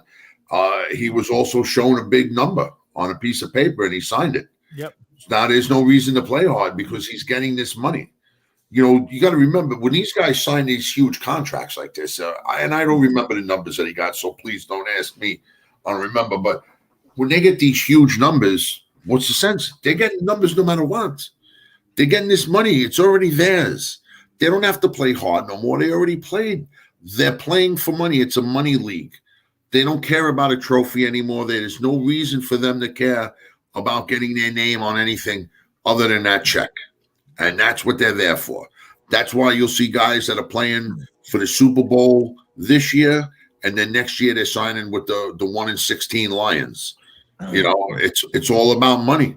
And Beckham, I feel as though that he falls into that category. He doesn't give a shit if they throw him the ball. He's not getting hit. He's not getting hurt, but he is getting paid. So what's more important for him? Evidently, he doesn't want to be on a trophy. He doesn't want to hold a trophy over his head or be a champion. If he did, he'd be playing like one instead of collecting money like one. That's how I feel. Yeah, I think Johnny, he read too much of his own press clippings back in the day, and he never took that next step. There was a guy who was on the cusp of being the next great receiver. Maybe he was on the wrong team, but what was the next step he was going to take, Tom? This guy was making catches that you could only imagine, that people couldn't even imagine, and he was making these catches. Awesome talent, but consistency, Jeff. That's the next step. Consistency every year. Yeah, but he didn't want to do it. I think he could still do it. I just don't think he wants to do it. No, I disagree. I think his days are done. I don't. There's a guy. If he hung around for a few more years, it would be as a backup. It would be I think you lose the trust of the locker rooms, John. Wherever you wind up. Well, he's definitely not going to stay with Cleveland. No, for sure. No. And he has so many weapons around him up there too, and we talked about that in the chat. I mean, a receiver is in Beckham's style is a guy that kind of needs those core pieces around him. Mm-hmm. You need that tight end to open up the middle of the field. You need at least when Jarvis Landry's healthy. I mean, Jarvis Landry gets maybe 10 targets a game, and Dell's getting 3 or 4. Guys, excuse me. Sorry. It's crazy though. I mean, the way that works, and those guys have a great running game up there. Offensive line is one of the better ones in the league, if not one of the top 5 in the league. So really, there's no excuses here. No, and I think, John, sometimes though, when people start putting and I said it when it happened, and they started bringing in Landry, there's only so many footballs. There's only so many plays in the game when you got Chubb and Hunt and Njoku. And then you got Landry, and you got Odell, and there's other guys. There's only so many footballs that you can put out there, and sometimes it's just a sense of, well, if he ain't throwing me the ball, I ain't running, and guys get hurt a lot up there, and that team's underperformed. And we'll get to them during our run through the league, but for Beckham, where does he go now? I mean, listen, there's a lot of teams that need receivers right now. Obviously right now the Raiders could use a big receiver. They don't have anybody who could stretch the field. So I think there's a good possibility he winds up there. Washington, Green Bay, Tennessee. There's a lot of teams that could use some help out there, John. You have a thought on where he might show up, or do you think he's out the rest of the year? I don't know. We discussed it earlier, and the Raiders are the fit for me. With the Ruggs situation, and really, who's going to take on that role right now for those guys? Mm-hmm. I mean, you're looking at Hunter Henry, obviously is a good, or Hunter Renfro. I'm sorry, he's a key guy, but he's a slot guy. You have Darren Waller, obviously, but you're looking at a tight end. Those guys need a guy over the top, right? To spread that field and give them the lanes in the slot. When they don't have a guy who can open up the field deep for them, it's a different ball game for them. Now they're trying to make their own room in there where they're running to room. Otherwise, right? I mean, and looking at where he could fit. I mean, the Jets are a fit. They need help on the outside. I mean, you got some good young guys out there. I mean, you got Crowder that's doing pretty well. But don't you have to be careful though, John? Bringing a guy like Beckham in with his personality and his baggage. Don't you think a young team is going to be reluctant? Maybe a team that's full of veterans could deal with a guy like that. Don't you think that maybe some of that you have to be very careful where he lands? Yeah, it's going to take a special coach too, Tommy. And it has to have that culture and somewhere where he's going to be a guy that right off the bat is going to need to see the ball too. He's one of those, Yeah. he's going to cry if he's not getting the touches. He's going to cause problems. So, I didn't see that from him in the beginning, but now it's just he blossomed into one of our favorites, obviously. Yeah. Let's move on to the interesting trade this week, Jeff, and Von Miller going from Denver, guy who's obviously going to wind up probably in the Hall of Fame someday, and sure as shit will be in the Ring of Honor. Gets traded for $203, and Denver paid $9.5 million to get him off the team, and I know why now. I did a little research, but Jeff, this puts the target squarely on the Rams' back. Well, first of all, what was the reason why they wanted to get him out of town? Well, here's why. You can't trade a draft picks for money. So let's say you want draft picks, you can't trade that for dollars. So What they did was they traded Von Miller, and they paid the $9.5 million that they would have had to pay him regardless. So if they had released him at the end of the year or at any point, they would have had to pay him $9 million. So what they did is they gave that money to the Broncos. The Broncos get the player, and they can get their 2 draft picks back because you can't trade money for draft picks. Jeez. So that's why because I was confused. Why are they paying the $9 million? They would have to pay it anyway. Right. If they didn't make the trade, and at the end of the year they weren't going to bring him back, they would have had to give him $9 million anyway. Certainly, I guess points Denver towards a rebuild. That's one thing. We don't know what their situation of quarterback is going to be for next year. I think this is for a quarterback. Well, when I say that, yeah, I mean that they're evidently not going with Bridgewater. Oh, so you don't know which way they're going to go, and evidently Locke is not the answer. So they're going to have a different quarterback on the roster next year. Yeah, but listen, I guess it seems like Denver either is in contention for the Super Bowl or they suck. Yeah. Well, this year they were kind of in the middle. Wow. So they decided to choose a different path and just, go towards a rebuild. And, I mean, come on, dude, you know it yourself. Denver is either 8-0 or 2-6. Yeah. You know what I mean? There is no in between for them. Right. You know what I mean? Yeah, so, I agree. And I think but now, John, LA, obviously looking to play the Super Bowl in their home stadium. They put the limelight square on themselves. They've got now Aaron Donald and Floyd and obviously not the same Von Miller we're used to from a few years ago, but a guy who's one-on-one can give you some help. This puts the target right on LA's back. To me puts them in the lead. I think this makes them the team to beat. Yeah, I go. I agree, Tommy. You got Aaron Donald too, and you haven't really seen. The greatness of Aaron Donald this year. And I watch these guys, and I mean, the guys he's getting double teamed every play, triple teamed.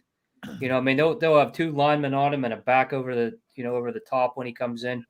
But if you bring in a guy like Von Miller, that kind of frees up a little bit of space for everybody, which is what they're looking to do. I mean, the defense is there, but I agree with you. That's the target right there. I mean, if you want to be, the top team in the NFC, and you're going to take on a guy like that, bring in a guy like that, then that vaults you right to the top. Yeah, yeah. Jeff, you say something. Totally agree. It's what better way to free up some people, even if Von Miller is 3/4 of the player that he once was, and even if Aaron Donald isn't the player that he once was. All you're doing now is showing respect for 2 different players now when you're going up against them. And, it's going to take another body. So this gives the chance for a 3rd or 4th person to emerge from that defense. Plus, I mean, they still have Hurts, right, as their cornerback. Was it Jalen Hurts? Jalen Ramsey. Yep. I'm sorry, not Hurts. I'm sorry. Yes. So, I mean, they got a pretty decent secondary. Yeah. They got a linebacker, and then now they got somebody in the front 4 with Donald. If they play it right, this could be a pretty unstoppable team come the playoffs. Sam Donald is not Sam Donald. Matthew Stafford keep getting because of Joe Flynn keep fucking him up. He's playing good. this is a team. They may be the team to beat in the NFC. They may be the team to beat, period. Because nobody from the AFC is really stepping up, showing me much so far this year. Yeah, we're going to go over that in about 5 minutes. But yeah, I agree with you on that, Jeff. I agree that right now the best teams to me are easily in the NFC, at least the top few teams. So we'll run through it. I do want to get a couple again some surprising games this past weekend. The Saints somehow beating Tampa Bay, so it was an interesting game for me, John. I thought that Tom Brady played one of his worst games that I've seen in a long time, and I thought Sean Payton did a nice job. First, he loses Jameis Winston, who wasn't playing great but playing well enough, and they win the game with Trevor Siemian, finishing the game at quarterback. It was been an interesting season, and another game where you just kind of. And by the way, the Jets are on 2-5 Jets against the 3-5 Indianapolis Colts, and Mike White just missed throwing a pick six. He should be to go out there and shake that guy's hand. Anyway. Interesting games last week, John. Give me a little thoughts on last week's games for us. Well, you brought up one that I was surprised at. I mean, you knew the Saints were going to play them tough at home. Yeah. But I think the one thing that I really saw out of that game was, Brady starting to show a little cracks. And I was surprised at that. I mean, it was, Sean Payton in that defense, disguising the coverages, obviously. But there was a couple really bad reads that Brady made, and that we haven't seen him making, since he's taken over at quarterback as a starter. I mean, from New England all the way through here. I was surprised at that. Yeah, it's crazy. Yeah, it's interesting. Like I said, I think there's a couple of coaches. I think Sean Payton's done some of his best work this year. Obviously, no Drew Brees and all that stuff, managing those guys. And I think Bill Belichick, Jeff, as much as you guys don't like him, Bill's got that team. Hanging around at 4-4.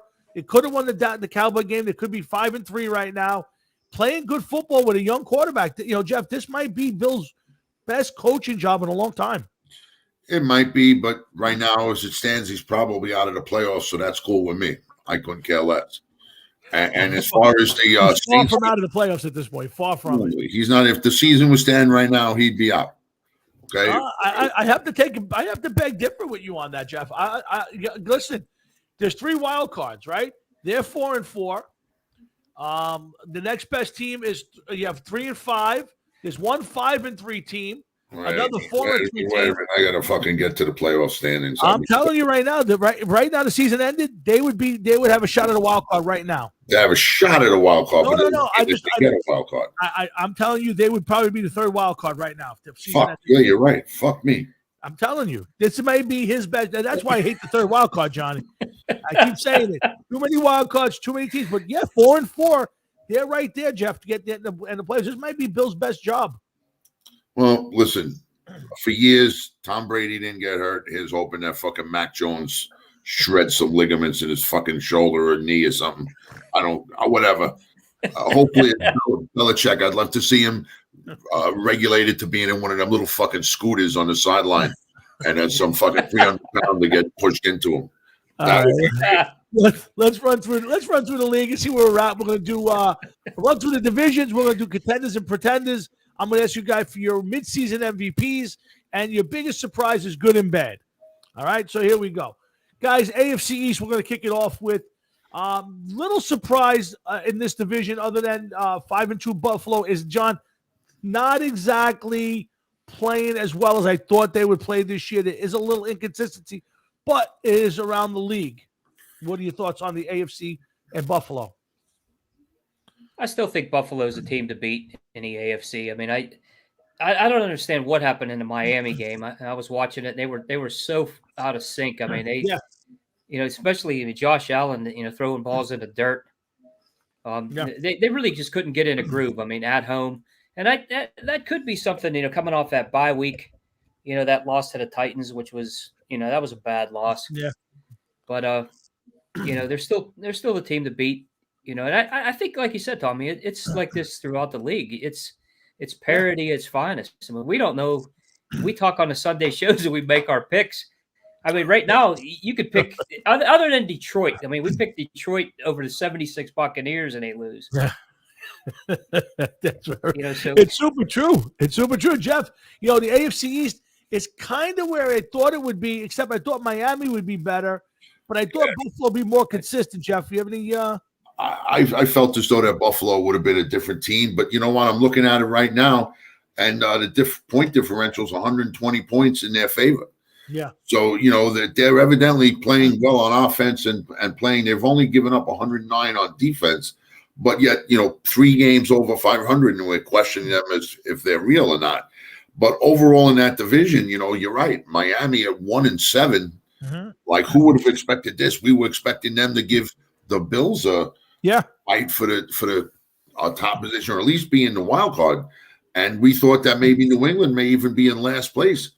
But you know, it's a shame that the team like Miami that looked like they were making strides and didn't.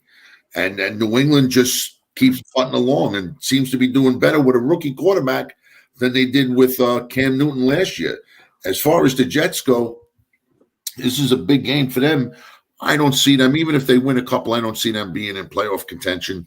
But it would be nice to see them win and see that Saleh is at least doing what he was hired to do and try to turn this ship around. But, yeah, I could go along the way the division is right now.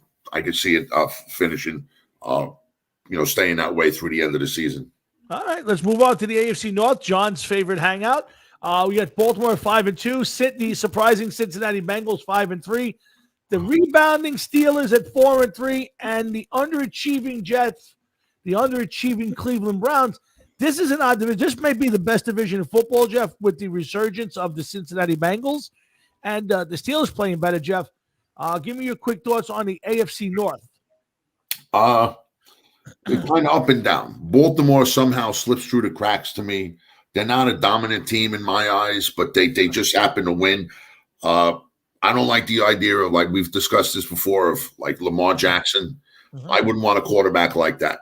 I agree. We're going to be able to run so much because sooner or later he's going to get hurt. He's going to get fucked up. I like Joe Burrow and the Cincinnati Bengals. It's nice to see them start to win again. I think Burrow is going to be a big guy in this conference, in this league, for a number of years. John, I'm sorry, Pittsburgh. I mean, yeah, they won 3 in a row, but you know, who are the real Steelers? Are they ones that lost 3 of their first 4 or whatever it was, and or the Steelers now that won 3 in a row? And as far as Cleveland goes, you know, not for nothing, they're in last place, but they're a 500 team. Right. So, you know, you don't know what's going to happen. That whole division could probably get into the playoffs right now if the season was to end. So even Cleveland in the last place. Yeah, no, listen, John, Jeff's got a good point. You know, this is a division that could have 3 wild cards out of it, even with 2 teams in it that are probably playing disappointing football and one surprising team. This is still a very competitive division, John. It is. I mean, and these teams, you know, they know each other very well. I mean, it's been rivalries throughout the ages. I mean, but you know, Cincinnati has been impressive. I mean, other than the loss last week, you know, these guys have played good in, you know, all 3 phases. I mean, you know, Burrow's been tight. You know, Chase obviously as a receiver has been lights out. You know, they don't have an answer for him yet anyway. But you know, it's a really good team. They're running the ball. They're playing good defense, not making as many mistakes. And really, that's where it comes down to. I mean, when a team gets a little more established, and you know the veterans start kicking in, and they get the cohesion, you know these guys are, you know, you win games that you should normally lose, that they would normally lose. So, yeah, they've been impressive, that's for sure. Let me ask you, John? This is a question more for you than Tommy, but who's the best quarterback in that division right now, in your eyes? I have to say Burrow is. Yeah, I would agree with that. I mean, I think Lamar Jackson. You know, the guy wins because of his athletic ability, not because of, you know, being a great quarterback or anything. I mean, you take away, you know, the tight end, and you take away, you know, the running game, you know, which they don't have the running game right now, but you know, he still makes plays with his legs. I think eventually, when you get further into the season and into the playoffs, you know, defenses, you know, they put the game on his shoulders and force him to win. And I think that's what's going on with you know, Cleveland and Mayfield right now. I don't see, Baker making enough plays. Obviously they scored 10 points last week. They've been totally out of sync the entire season. Yeah. And you can't just say it's because Kareem Hunt's out, because everybody else has been in and he's just not making plays. Yeah, I think their problem is they need to rely. Honestly, it's a problem. They need to live and die with their running game and then let the passing game catch up, kind of like what Tennessee does. And their backs have been beat up the last few weeks, and I think it's hurt them. But they've been inconsistent all year, so I'm not going to give them a pass on this. I expected that team to win this division and make a run for a serious playoff run this year. And I don't know if it's Baker's hurt. I don't know what the issues are. Sometimes teams' chemistry just doesn't work. But so far, this team has underperformed, and it's going to be one of my teams that I'll tell you that is the surprise bad teams of the year. And we'll get to that a bit later. But a good division, and Jeff, to your point, you could see at least 2 wild cards out of this division. If not, you could fight for a third out of this one. That would be pretty funny. Yeah, listen, we don't know what's going to happen, but I mean, we've discussed this a few years back with the AFC West, me, you, and the half man, and it ended up we barely had a division winner. It turned out so bad. But we're looking at everything based on today, where we are today, and right now, when you have the whole division at 500, the only other division, believe it or not, at 500 is the AFC West. But I don't think I could compare those teams to the teams in the AFC North. No, that's why I say it's probably the best division right now because, by the way, the Jets are down 6-0. Jonathan Taylor's just scored on a 30-yard run. It's not been the best start to the game for the Jets, but it's still very early, obviously. Yeah, again, I give the AFC North right now one of probably the best AFC division for sure, maybe in all of football.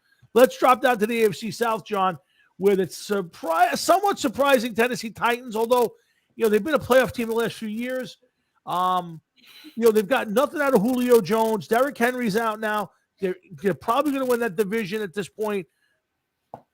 Indianapolis at 3. You don't know. You don't know. Go on, but you don't know because Indianapolis wins tonight. Now that they're going to be 2.5 games out of first place, Derrick Henry being gone and Julio Jones not catching on, that makes this a completely different division right now. I agree wholeheartedly with Jacksonville and Houston being nothing but playing for the drafts, John. This is a division that hasn't been good in a while, but this is a little surprising that basically 3 teams under 500. The Colts are just starting to play decent football. Yeah, if you guys had the chance to watch the Colts the last couple of weeks, they've looked really good. Mm-hmm. They should have won last week. Just just sloppy mistakes like at the end. Wentz throwing that interception down at the goal line and the guy walking in for the TD, but they came right back and scored immediately after that. It just seems like they're just missing just a little bit. But that's a really good team. I'm with Jeff on this too. I mean, you can't count these guys out yet. They win it tonight, and Tennessee falters. I mean, they don't have Henry at running back, so that puts more on Tannehill, and I'd be willing to bet on the Colts right now. You're going to see the real Tannehill right now. Yeah, you can see if he's the real deal, or if it was the run support and everything else he had. Good point. If Julio Jones decides that he could play and plays the Julio Jones of old, even for now the second half of the season. Mm-hmm. This is a team, and Wentz has to stay healthy. Not Wentz. I mean, Wentz has to stay healthy for the Colts. Right. I just don't see it for the Titans. They just don't do nothing for me. I tell you the truth. I think you both hit it on the head. I think the Colts are by default the better team. And again, I think Wentz has to stay out of the way and not make the stupid plays. I think the identity of the Tennessee Titans are gone. That power running game. I don't care if they put Adrian Peterson in the game or not at 37 years old. You're not getting the same production, and you can't ride that guy like you rode Derrick Henry. And yes, Jeff, to your point, Ryan Tannehill lives on the play action pass because he's got a running back who everybody's damn afraid of. So, interesting division, not the best one, but I think the last couple of weeks the second half of the season is going to be interesting with these two teams, guys. Yeah, I agree. All right, let's drop down the AFC West, another interesting division. Teddy Two Gloves starts off 3-0. They're 1-4 since. Kansas City's a mess. Anything's possible. Turning around the underachieving I'm going to say underachieving. They started out 4-1. They've lost their last couple of games. I thought it was a good football game with New England. Then New England played one of their best games of the year. And the surprising Raiders, and the question I have is, can the Raiders survive another controversy? Can they come across country, down another player? Guys, Jeff, I'll go to you first on this. This is what should be a much better division with the Raiders, Chargers, and Kansas City, and yet, everybody's above 500 or at 500. I don't get a great feeling out of this. Deceiving numbers. Yep. Right. Deceiving numbers, without a doubt. I will add this about the Raiders, okay? I don't know if you guys, how much you've been following this, but I read just a couple articles. 2 seconds before impact, he was doing 156 miles an hour in a vet, okay? Yep. When his airbags deployed, the car was doing 127 miles an hour and spun out of control after impact over 500 feet. The car skidded out of control before it finally came to a stop. Okay, this other girl, the poor girl and her dog, finished, as we know. His girlfriend seriously injured, and he was all fucked up, being belligerent and hanging out of the car, and probably lucky to be alive considering he was driving a vet. Right. Unbelievable. And I agree with you, Tommy. What more could this team survive? Is this the Cinderella team, and who's going to be left of it by the time we're not even at the halfway point, and they already lost a coach and a star player? But it's almost like you're waiting for the wheels to come off, and they're trying to oblige everybody by doing what they can, and it's just not happening. Right now, I mean, I don't have trust in any other of these teams in this division. I have to say that in my eyes, it's got to be the Raiders division right now, because I just don't see the Chargers are faltering, I believe. Kansas City, unless they turn it on and start to play like the Kansas City of old, I don't see it. And Denver, by giving up Von Miller, to me, they're giving up on the season, I think. Yep. That's how I feel. Yeah, they threw the towel, John. That's easy to say there.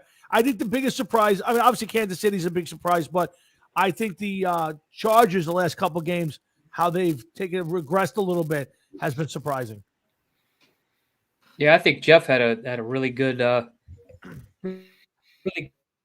take on this division. And you watch San Diego, you think, Herbert, obviously, I mean, he's a great quarterback, great young quarterback, tons of weapons. And, you don't know what you get from him week in and week out. It's you saw him great guns, 2 or 3 weeks ago, looked like the team to beat in the division, dominating, and played great defense.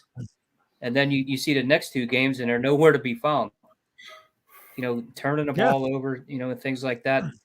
And the Raiders, I mean, like Jeff said, are they going to be able to overcome, another star player loss?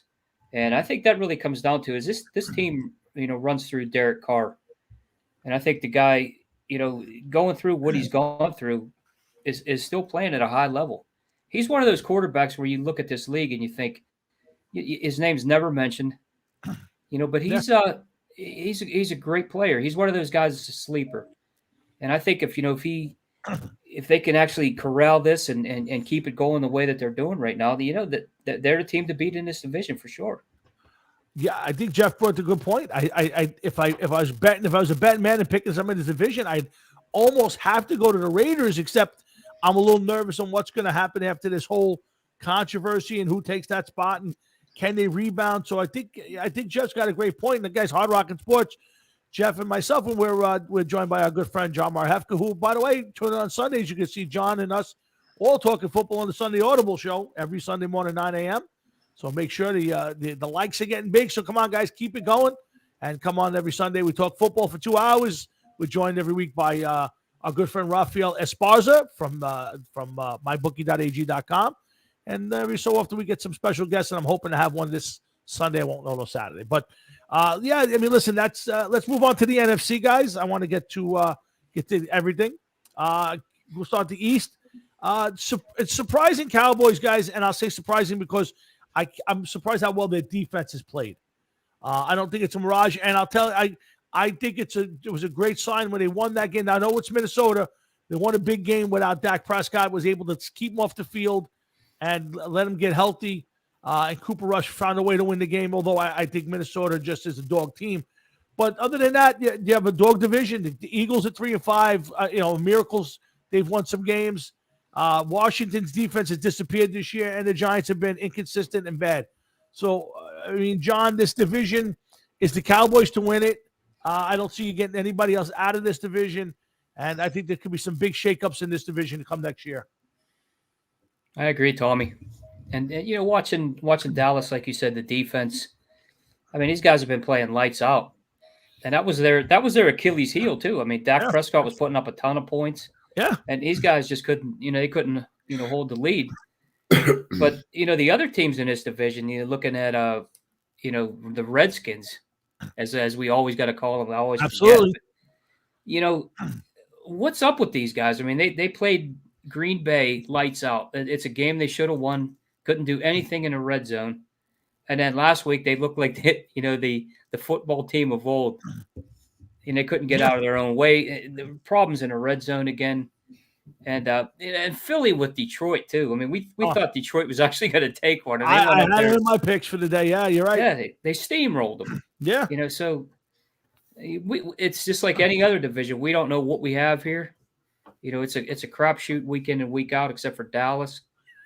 And I don't know. I mean, Dallas obviously is one of the better teams in the league. I mean, their defense has looked lights out, and Dak really. I mean, injured last week, obviously, but the guy's a leader. I mean, he brought this team. He carries it on his shoulders. He's poised. They like playing for the guy, and I think that's one of the main things in this league. You got a guy that. He's a fucking real quarterback. That's what it is. He's a real quarterback in the NFC East. There we go. He may be the only real quarterback in the NFC East. There we go. Maybe the best quarterback the NFC East has seen in the last 20 years. Here we go. Win a playoff game. I get my chance now. Win a playoff game. Then talk to him. Go ahead. That's it. Yeah. All right. Let's put it this way, okay? Philadelphia, I'm surprised they've even won 3 games. They may be one of the worst teams in the league that nobody's even talking about right now. You know what I mean? It's just somehow they kind of chug along, and they're 3-5. Yeah. But I just don't like them. I don't like the makeup of the team. I just don't like the team. The Washington Redskins. I think that there's so much wrong with this team. There's they don't even have a name. How could you go out there? What team do you play for? The Washington football team. What do you mean Washington football team? What did I explain that one? Well, we used to be the Redskins, but we can't say Redskins anymore. So we're the Washington football team. We get our new name next year. It's sad. It's just sad. And then you got the Giants. And we've discussed this. Here we go. I'm waiting.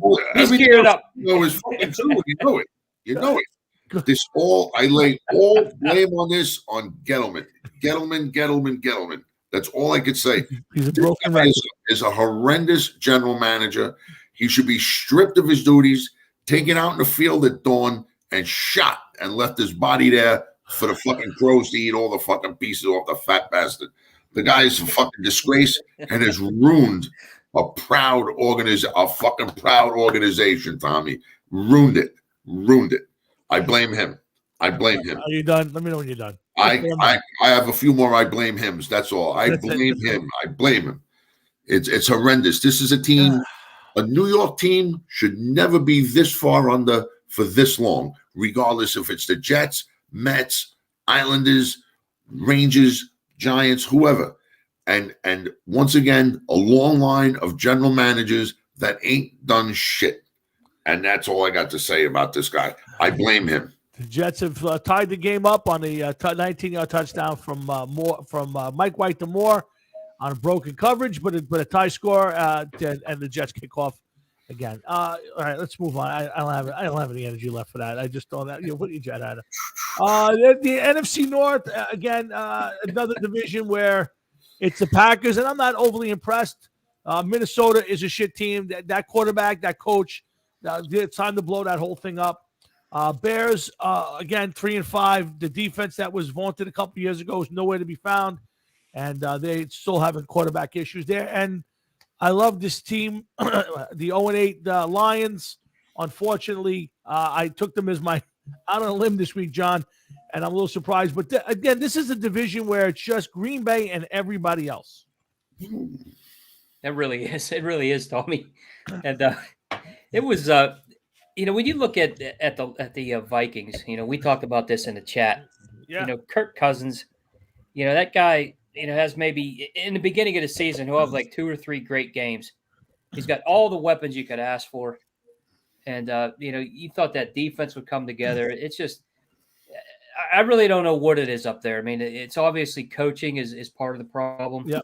The guys, they're lethargic every time they come out. You don't know what you're going to get. But Cousins is, he's one of those guys that he got his money. He was just in the right place at the right time. But he has too many weapons up there, and there's too many good players on that team to be faltering like this. Yeah, it just makes no sense. Yeah, tough division, Jeff. Again, one of those divisions where I don't see a wild card coming from here without a major run. And Green Bay could just keep putting the same team on the field, and nobody's getting better, Jeff. Well, listen, I agree with you. Green Bay has definitely got the division almost, I'd say, all but locked up. But let's look at one staff, the differential, real quick. I like to use this stat. Right now, the Green Bay Packers are only plus 25.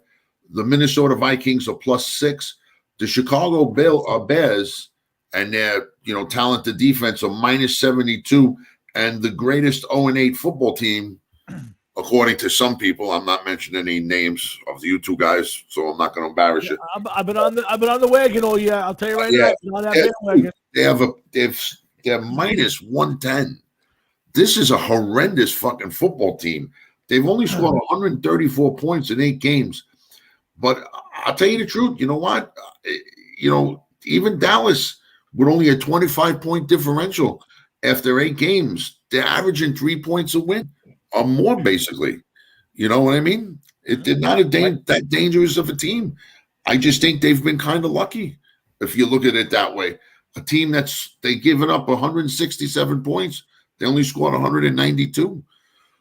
It's not that much of a difference, man. It really isn't. I got you. I couldn't agree with you more, guys. That division to win, I don't see a wild card coming out of there. Definitely. No. I would agree with that 100%. And let's move on to the NFC South. We got a lot to get to, and time's running short. Tampa Bay still a team to beat. The NFC has a few good teams, but not playing great football the last few weeks.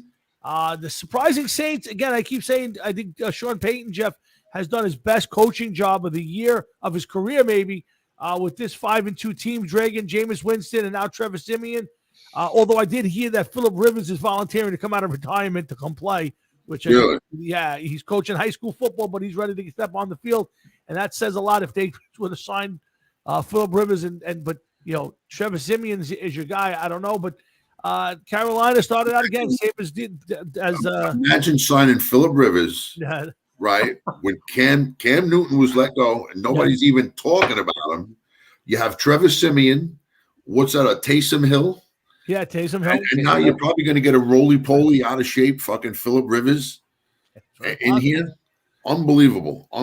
Yeah, and then the dog Panthers and a team that can't win without can't seem to win without Christian McCaffrey. They did sneak a win out of Atlanta this week, and Atlanta team that should have been blown up years ago needs to be blown up now. John, this is an interesting division, probably a 2-team race. Obviously, you got to give Sean Payton his due. 5-2, this team should never be anywhere. No Michael Thomas, no Drew Brees.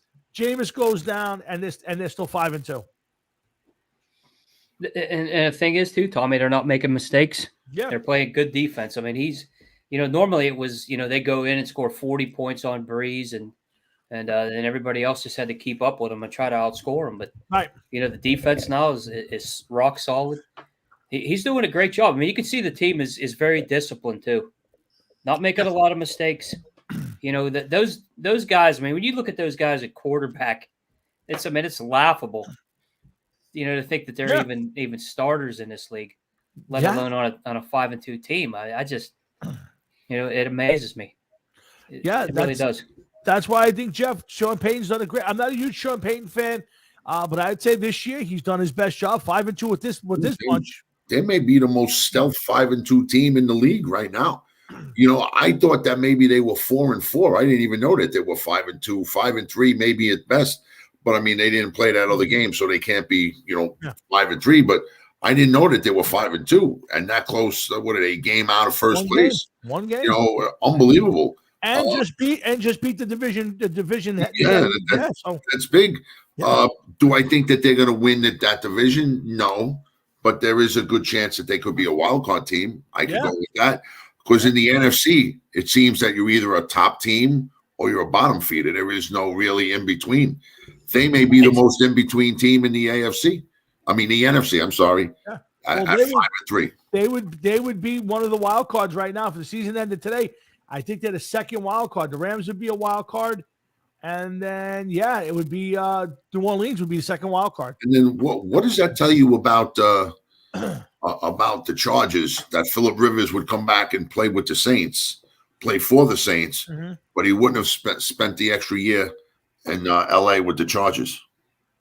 Yeah, I don't know.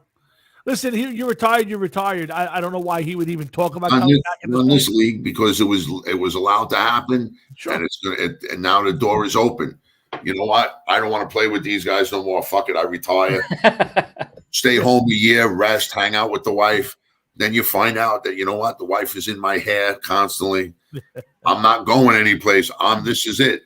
I'll go play over there. I'm going over there to play. See you later. It is what it is. That's it. Yeah, listen, no doubt. We'll see if Phillip Rivers makes a return. Right now, they have an interesting game. I think are they off this week? The Saints. Nope. Let me see. Hold on a second. New Orleans gets a break. They get a home game with Seattle. So you could probably trot Jeff out there and get a win this week. Tampa's off, so this is a half game next week possibly. Now again, this season's crazy, John. You never know who's winning week to week.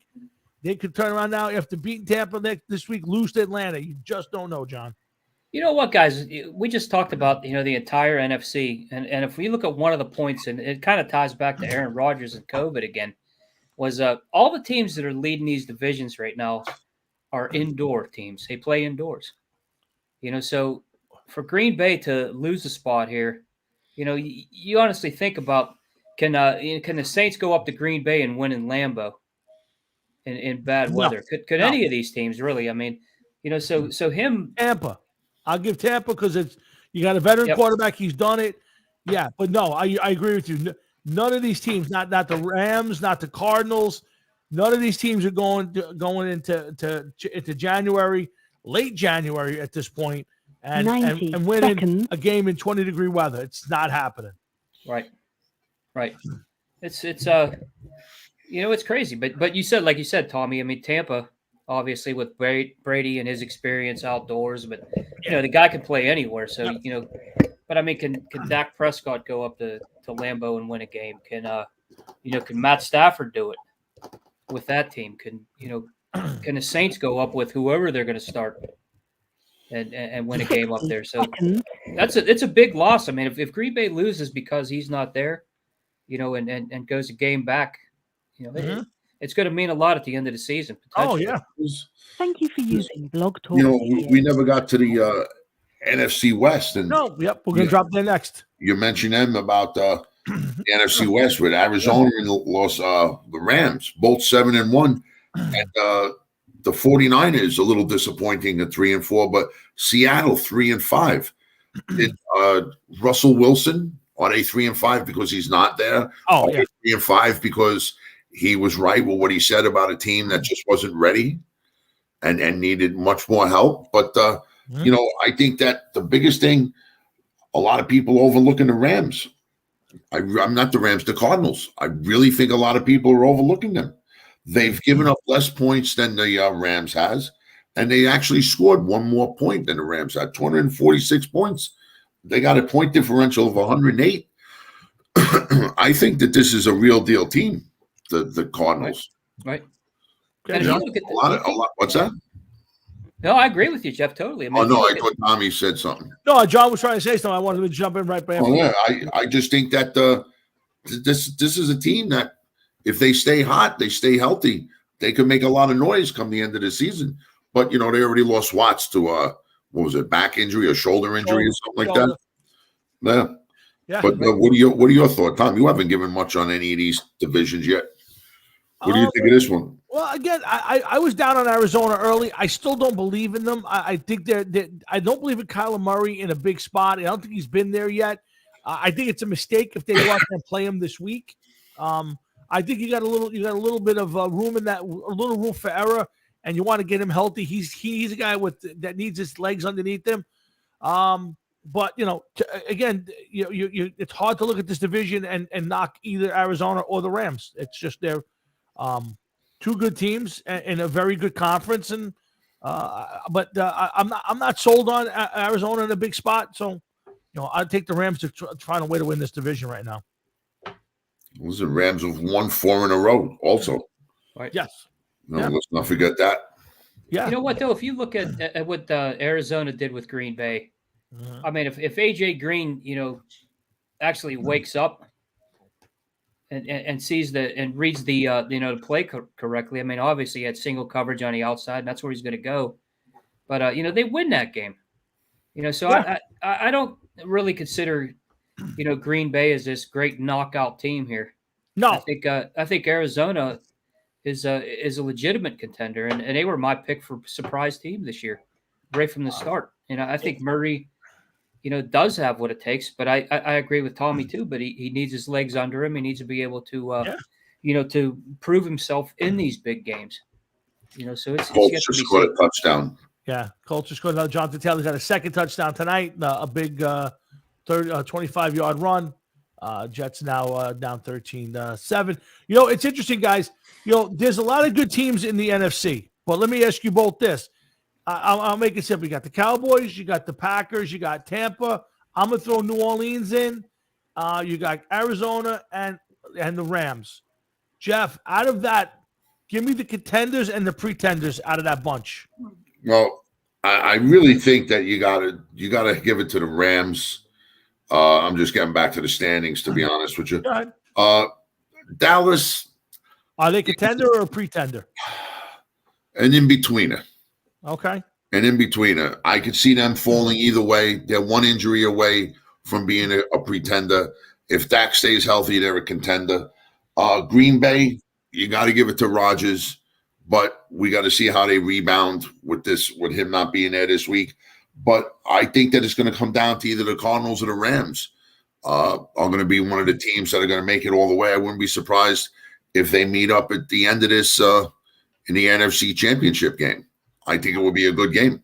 Again, I think there's a lot of these games that you can put in. John, we play something called contender or pretender. I just gave you 5 teams, I think it was. You got Dallas, Green Bay, Tampa. I'm going to put New Orleans in it because they're 5-2. And you got Cardinals and the Rams. Cowboys, are they a contender or a pretender? I kind of think I'm leaning to where Jeff's at with this. I mean, I think they're borderline either way. I mean, what are they going to do? Is the defense going to hold up?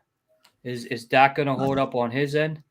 And if you look at the offense that Dak has around him too, I mean, he has 2 really good running backs. He's got an excellent receiving core. All he has to do is, they need to, keep playing the good defense and, limiting the mistakes. And, he's able to score points. I think they're leaning more toward contender than pretender. Let's put it that way. Okay. How about Green Bay? Contender or pretender? Green Bay's a contender, obviously, because of that division. And I think, the one thing that I always look at, when it comes to the playoffs, like I mentioned earlier, is playing games outdoors. I mean, that's the team that's well suited for that. Mm-hmm. So they win a division. They get home field advantage throughout. It's going to be tough to go up there and win. These guys have the experience, and any team that Aaron Rodgers is on, whether he has Devontae Adams, Aaron Jones, those guys are all healthy. I say they're a contender right now.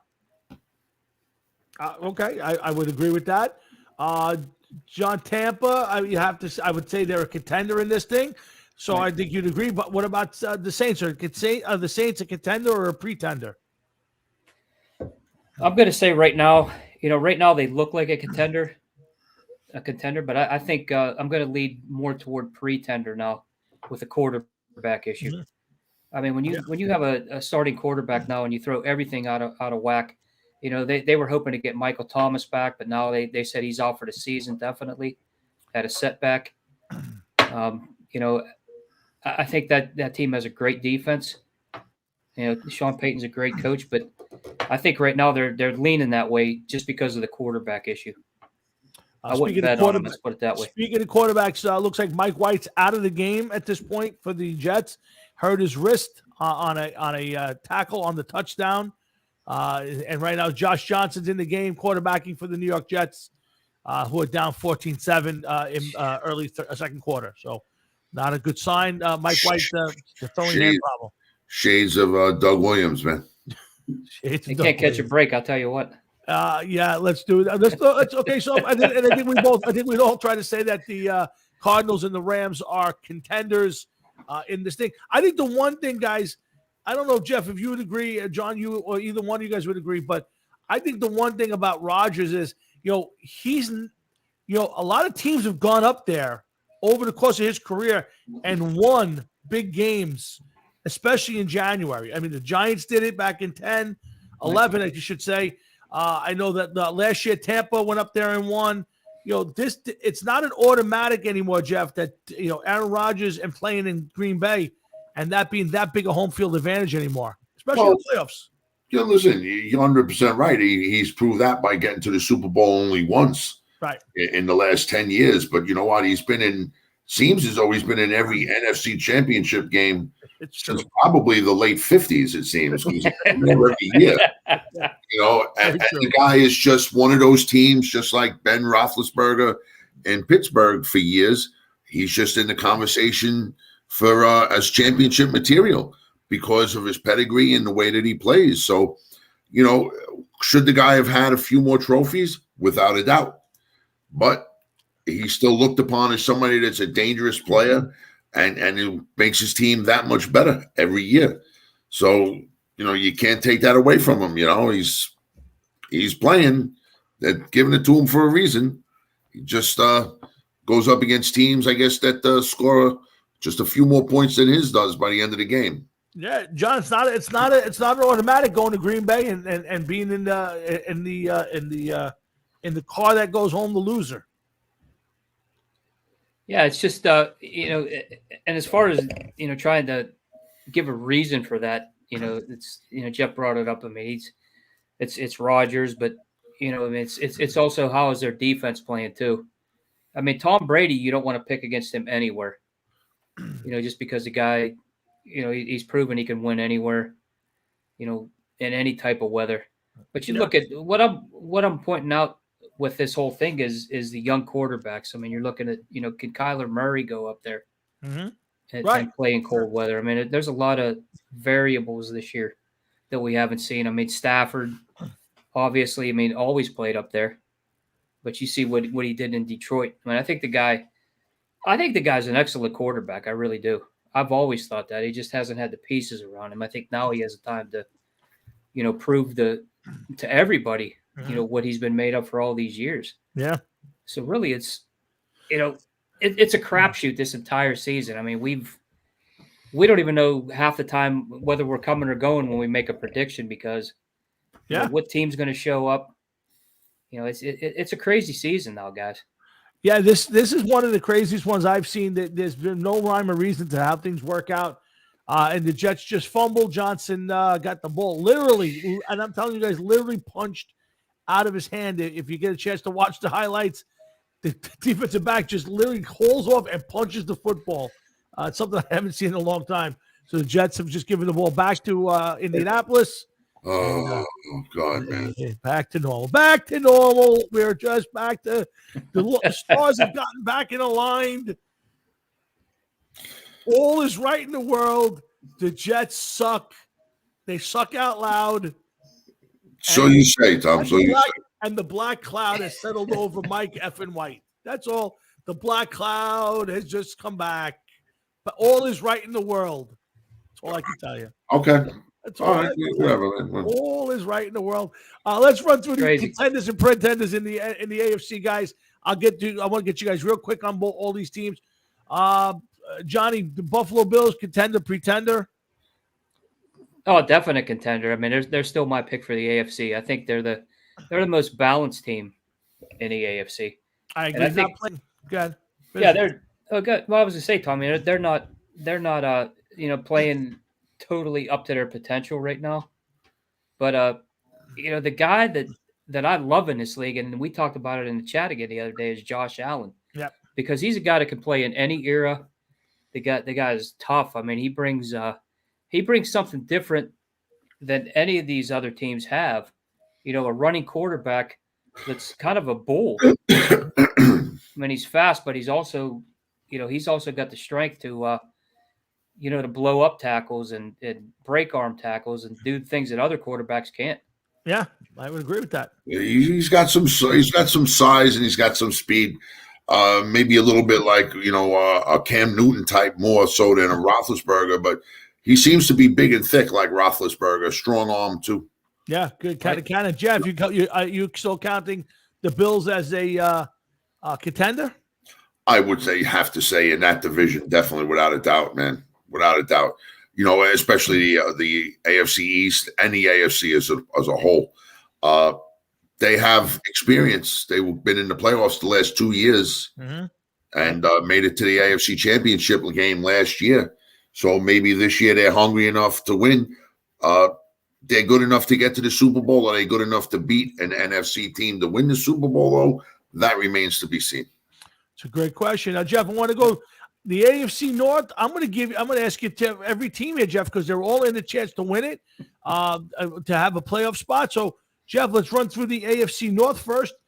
Jeff, Baltimore Ravens, are they a contender or pretender? Pretender. I would agree with that. Cincinnati Bengals, pretender or contender? Contender. What do you like, Jeff, about Cincinnati, even though this is the first year with this kind of team? What makes them a contender, and yet the Ravens, having been to the playoffs and all that stuff, why do you consider Cincy a contender? I consider Cincy a contender because Joe Burrow doesn't run nearly as much as fucking Lamar Jackson.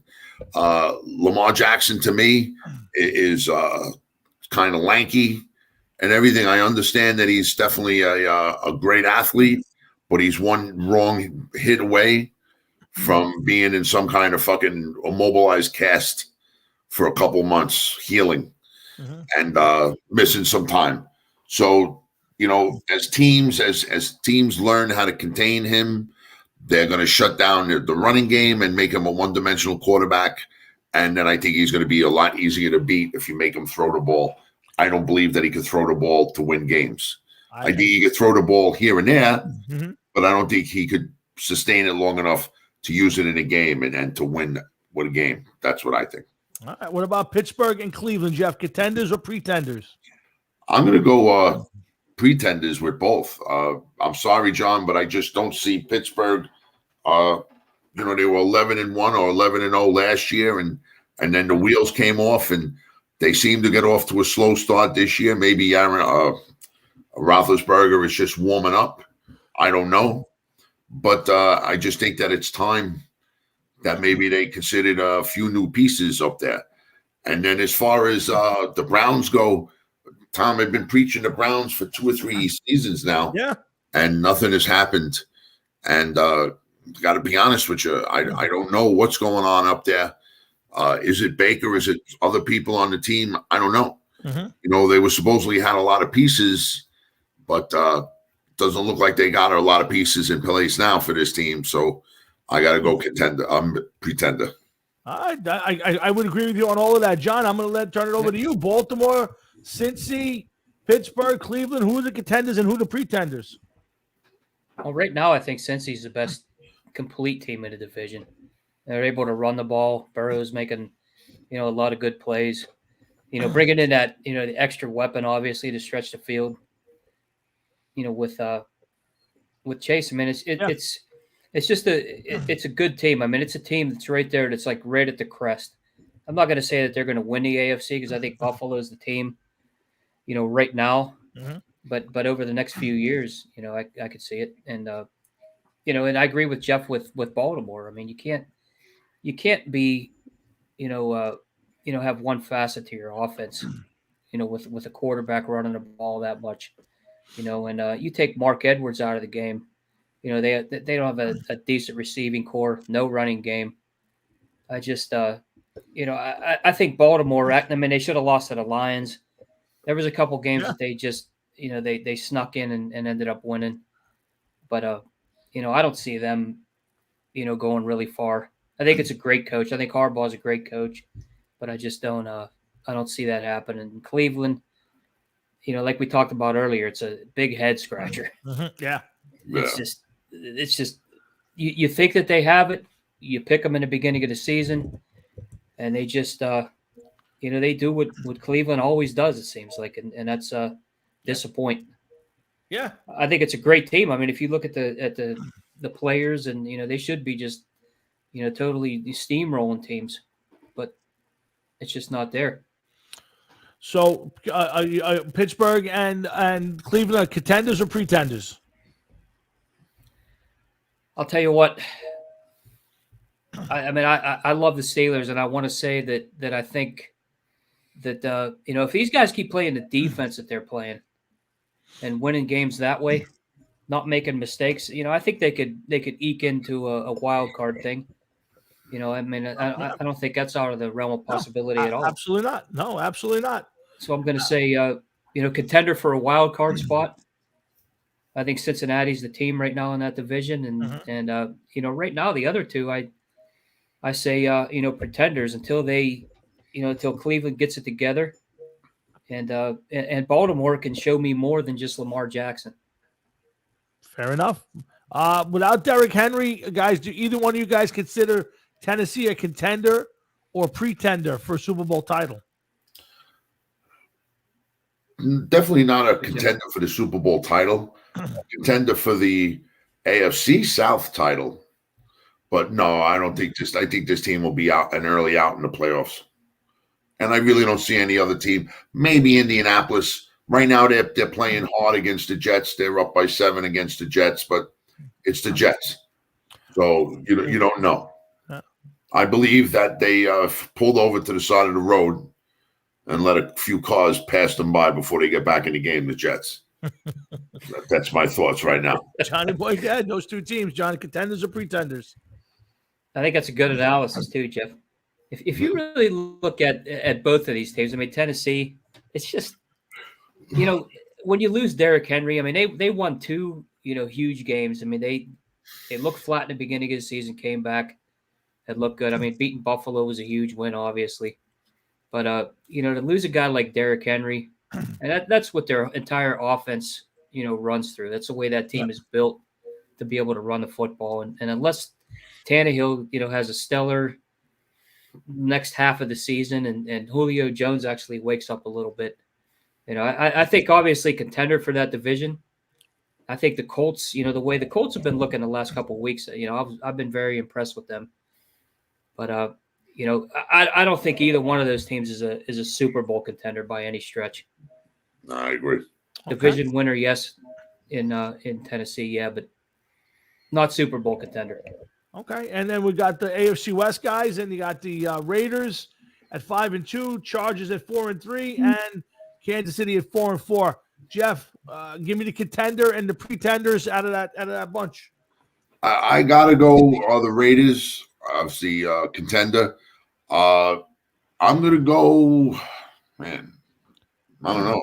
I'm gonna say that your Chargers are a contender, and until knocked out, I gotta go Chiefs contender also in that division. I think the only one that's really a bona fide pretender at this point in time would be Denver, and they're still 500 after 8 games. But I would say either one of those 3 teams I could see making the playoffs. Just a matter until the Chiefs are out, they're not out. Fair enough, John. Yeah, they've been playing very disappointing. I mean, they won last week.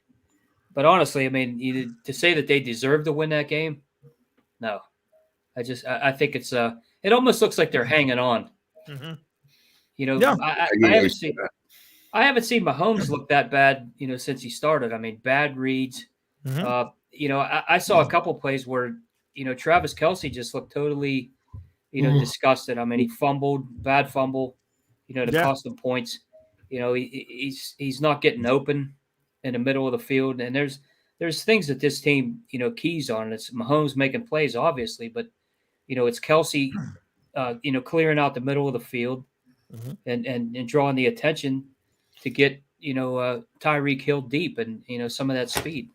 And, like Jeff said, I mean, you can't count these guys out because, the one thing that this league always, has a disadvantage for certain teams, and that's team speed. And that's where KC gets it right there. I mean, if that offense can hang in there and get it back together and the defense plays at least half decently, they're obviously still a contender. And I agree with Jeff too. San Diego, they just have too many pieces there to not consider them a contender. It's amazing to me that they, they're like a roller coaster. No, I agree. I think, yeah, Jeff. Just to touch base real quick on something that John said about KC, you get Tyreek Hill open a couple times. That's a difference maker right there. That alone could make them a contender, off the charts type of contender with just the speed he has. Travis Kelce just seems to, you throw the ball at the middle of the field, he seems to be near it and catch it. So if you get Tyreek Hill and Kelce playing back to somewhat where they once were, I think you got a very, very dangerous team on your hands right there. And I wouldn't sleep on them. If the three of them get in sync, that's it. But Patrick Mahomes looks like he's on fucking, I don't know, Quaaludes or something when he's playing. He's just, the game is going too fast for him, it looks. Is it me? Or does it look like he's just, the game's going? I think he's trying to do too much, and I think he's trying to make, instead of throwing the ball away or tucking it down and running it and taking 3 yards, he's trying to do too many things. And I think he's also buying into his own reputation of making all these weird throws. And I think it's biting him in the ass. But I think the biggest problem with Kansas City is this. They're -3 in points. I think it's -3, -12. Their defense stinks. Their defense literally stinks. And you're not going to win with that kind of defense. It's just not. You don't have to be great. You can't stink. And right now they stink. And that's the best way to say it. They don't scare anybody, and they're not going to be the good team. You get the rate. I don't say that. You get the Bengals. You get some of those NFC teams. You're not beating with that defense, Jeff. You're not winning.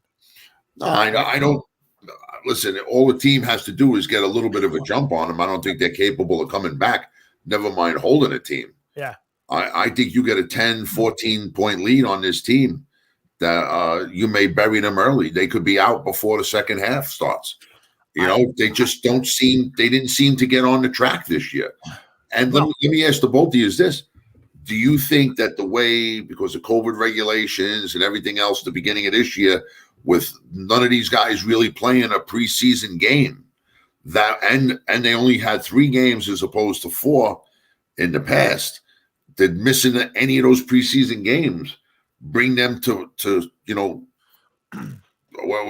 starting blockers from the first game is like playing a couple preseason games for them, that they're not really getting into full form by maybe the half of the year. Yeah, but Jeff, there's a lot of teams that are playing well, and you're a 2-time Super Bowl contender. You've been to 2 games in a row. You won 1. No, I think the biggest problem I have with the Chiefs, at the halfway point, of course, somebody is going to be playing well. But I'm just talking overall in the league. There's a lot of teams where they're kind of upside down. No, and I agree. Chiefs the most noticeable because they are the Chiefs. No, Jeff, I think your point is well taken, and I agree with you. I think the first month of the season is almost an extended exhibition season, a preseason, so to speak. And I agree with you. I think it's with the extra game.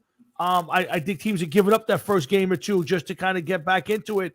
So I'll definitely agree with that. I think the biggest problem for me with Kansas City is they gave all the money to one guy, and now they don't have the money to spend to fill in the blanks. And I think it's, you could just see it on the offensive line. They did not fix that offensive line. And obviously they haven't done anything for that defense. So to me, I don't know if quality players to go along. You know, like Channel 4, I love what Channel 4 does when you watch a game. I don't know, that's NBC, John. Yeah. Well, I don't know what NBC is, Okay. where you are, what number, but it's not important, the number. But every Sunday night football game, they'll say, well, here's Joe Blow. He's the center for this team. He's third out of 37 centers. They give him their position rank every year. Most of these guys, you know, when you see them, to be like, you think they're good, but you find out they're like 36th best guard in the league. Right. You know, 37th best guard in the league. Like that. Who has the number 1 guard in the league? Who has the number 2 guard in the league? You know, these guys are in the 20s and 30s, and more often than not, that's what you're seeing on Sunday nights. You know? Right. Yeah, and it's a major problem for the Chiefs. Yeah. You know, with that line, it's still not where it needs to be. But I think one thing that I saw that was promising for those guys against the Giants, you know, it started was running the football. And I think that's what it's kind of like a transition for the Chiefs because they aren't used to that. They're used to, you know, pass heavy, you know, even short passing game. And they do a lot of trick plays with the receivers in the backfield, you know, running different trick plays and you know, they'll audible to different things, you know, like that. But you're starting to see just the standard single back in the backfield, you know, taking the carries. And kind of slowing the game down a little bit. And I think they just kind of need to acclimate themselves to that's where they need to be with that type of offensive line and the type of players that they have right now. They need to slow it down. And then they can open up, you know, some of the things that they normally want to do, deep passes to Hill and you know, Kelsey over the middle. I mean, that's what they need to do. I think that if they played that kind of game against the Giants, they'd still be playing. That they would have been annihilating them to the point it might have been a triple-digit win. Here we go. There it is. Yep. There we go. Gotta get. I mean, Tom, your thoughts on that? Here we go. We're gonna end it with giving you guys surprises, good and bad, throughout the league. I'll give you mine. I think New England's a bit of a surprise, being where they are. I think they're better than a lot of people would have expected. I'm going to tell you, Cincinnati obviously is a big surprise. Cleveland is a big surprise. I think Cleveland, I would have expected them to win this division. Cincinnati's a couple years ahead of where I thought they'd be. I thought they'd be fighting for a wild card this year, but not fighting for division. No surprises for me in the South. And then Kansas City obviously is a bad, I didn't expect them to get back to the playoffs or be a contender, but I didn't expect them to be as bad as they are. And that's it. That's those. And then the other league, the other divisions. Obviously, New Orleans is going to be a bit of a surprise, and Seattle being as bad as they are probably is a big surprise for me. So, John, you go first. Give me your surprises through the league, good and bad. Those are all good ones there too, Tommy. I mean, it's just, you know, I think one of the surprises I have is how good the Dallas defense is playing. That's a good one. You know, they're keeping this team in games, and we really expected, you know, them to put up a ton of points, and, you know, the defense was going to lag behind and outscore people, but they really stepped up. So that's a surprise for me right there. You know, Cleveland obviously in the North, you know, we thought that they were going to be contending. We thought, you know, they were going to be able to run the ball like crazy and, you know, just dominate there, but, you know, they haven't. They've been a disappointment. It's kind of like the way Mahomes has been playing this year, but, you know, I kind of think that's more of you know, just the way that team's structured than, you know, the guys around him. If he's not getting the time that he needs, he's, you know, they're obviously teams are figuring him out. You know, Tennessee, I think, is a surprise. Okay. You know, but now they lost Henry, so I think that's going to be it'll be a surprise to me if these guys make a lot of noise in the playoffs at this stage. Okay. I think that's one of the surprises. And I think the last surprise for me is how well the Raiders have held together. Good one. With all the craziness going on. I think that says a lot to, you know, I'm not going to say so much the organization, but I think, you know, Carr at quarterback, I think is strong. I think he's a good leader. You know, I think one of the things too that I'm looking to see is what's going to happen next to these guys. Yeah. Yeah, It's crazy. Next thing now, the wing falls off the plane, Jeff. So, Jeff, give me your surprises, good and bad, throughout the league. Give me some ideas of what you think has surprised you so far. Miami is a big surprise for me this year. I thought the team that was going to take the next step forward. Cincinnati is a big surprise for me. Yeah. A good surprise. Yeah. Cincinnati, Cleveland, bit of a bad surprise. I would like to see Cleveland finally starting to win. It's nice to see them not being a total doormat and being able to get some games together. Indianapolis, there was some high hopes for Indianapolis. I'm kind of surprised, but due to injuries, that's what their issue was. Nobody at all mentioned 2 words all night: Jacksonville and Houston. No surprises, just surprised that nobody mentioned them at all whatsoever throughout the night. I think they were the only 2 teams that nobody even fucking mentioned. What's to talk about? I hear you. Good point. That's why I wore the stuff today. Look, I had it on all day just to, nobody even because I knew acknowledged. nobody was going to talk about them. So, As far as the AFC West, I mean, Kansas City probably a bigger surprise than the Raiders are in first place. Yes. I honestly thought that this was a team that you're going to pencil in for 13 wins a year for the next 10 years. And, listen, I don't know what it is, why they're playing the way they're playing, but, listen, they are where they are right now, and either they get it fixed quick or they'll be enjoying the playoffs in their nice warm houses instead of on the field. So that's up to them. But, listen, this is a long year. Yeah. So let's see what they can do. Yeah, we got the whole second half of the season to play and an extra game there too, as guys. So this season seems very long to me.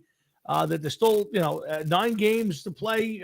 Is just seems like forever. But right now the Jets are just kicked the field goal. They're down 21-10. A lot of turnovers, a lot of bad play for the Jets in this half. I'm surprised they're in there as close as they are, but they're hanging in there. Ready to get swamped in the second half, though, because Josh Johnson's their quarterback and Mike Effin White is made of paper. But, Johnny Boy, I want to say thank you. We're going to end the show right after this one. We didn't do the NFC side, did we? We didn't do the NFC. Yeah, it's basically you go through you go through the. Oh, I didn't get to give you my picks. Give us the NFC ones. Go ahead. I want to make sure I get the NFC out of the way. Yes, I know. Yeah, here we go. Here we go. Dallas. I knew that Dallas was going to win that division and be the top of that division, but I'll get back to that one in a minute. Green Bay, I thought they were going to win, but I thought that maybe Chicago would have been. So I'm a little surprised that Chicago didn't rebound. And but they got a rookie quarterback, and they got too much going on at quarterback to really be settled. But it was a little surprising that they didn't do a little bit better. Definitely surprised at the Saints. And then as far as the NFC West, I'm really surprised at the Rams. Decent team, but I didn't think that Stafford was going to be the difference maker that he is. Has he been a hidden gem that we didn't know about for how many years? Like just a guy that used to eat up yards because he was always behind and throwing the ball, or is he the real deal? And we're just really discovering this now, but back to the NFC East, it is no surprise that Philadelphia is not winning that division. It is no surprise that Washington is not winning that division. It's coming, John. It is no surprise that the Giants are holding on to the pieces that they have.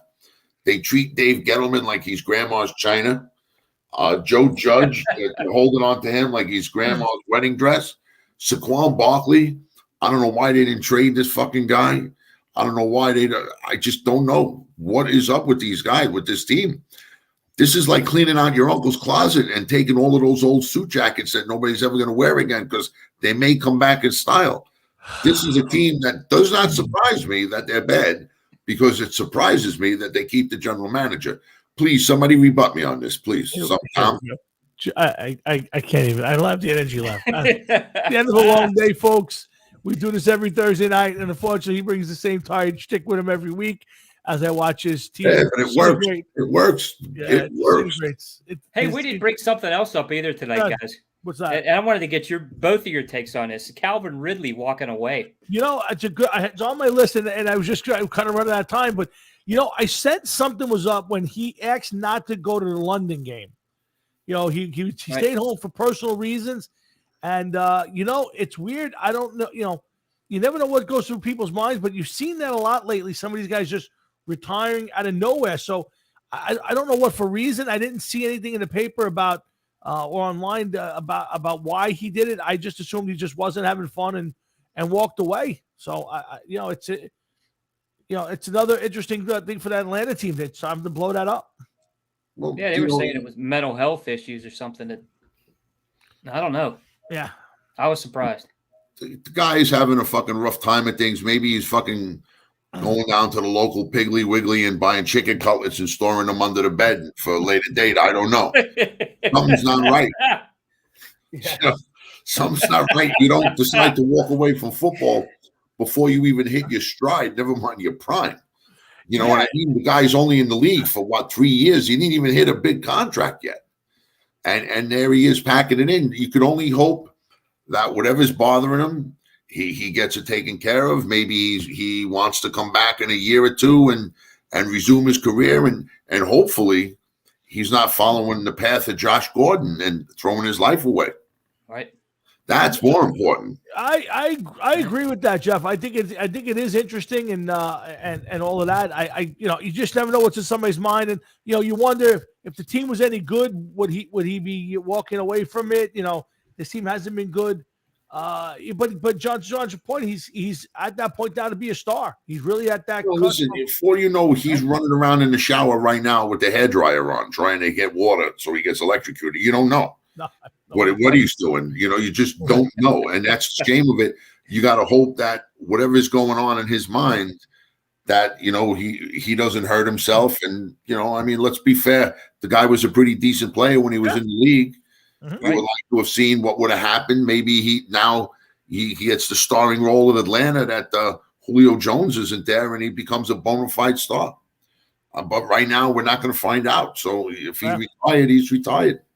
Yeah, I see him coming back. I think that's one of those things where something's going on. He gets settled down. I think I got to tell you, for just on the I don't know what he makes, what he's got in his bank account, but I got a feeling that you'll see a guy you'll see him back next year. There may be a substance problem. There may be something going on in his life that needs to be straightened out. I just have a hard time believing that a guy like that's going to walk away from what you said, Jeff, his first big contract. So, right. So we'll see. It's an interesting one. When they do it at this point in time, that proves to me that they're playing the game. They're not playing the money, because he could have turned around and said, you know what, I'm going to do my best to stick it out another year or two, get paid, get my guaranteed money, and then I'm walking the fuck away and walking away from here with $50-60 million. Yeah. You know what I mean? So to me, he's showing himself to be more important by leaving the game at this point, and to wait and get a contract, play 2 games, and I'm sorry, I can't do this, and off he goes. So let's hope for the best for him, for his sake. Yeah, no, I agree. Anybody got anything else they want to bring up before we call this, wrap this up?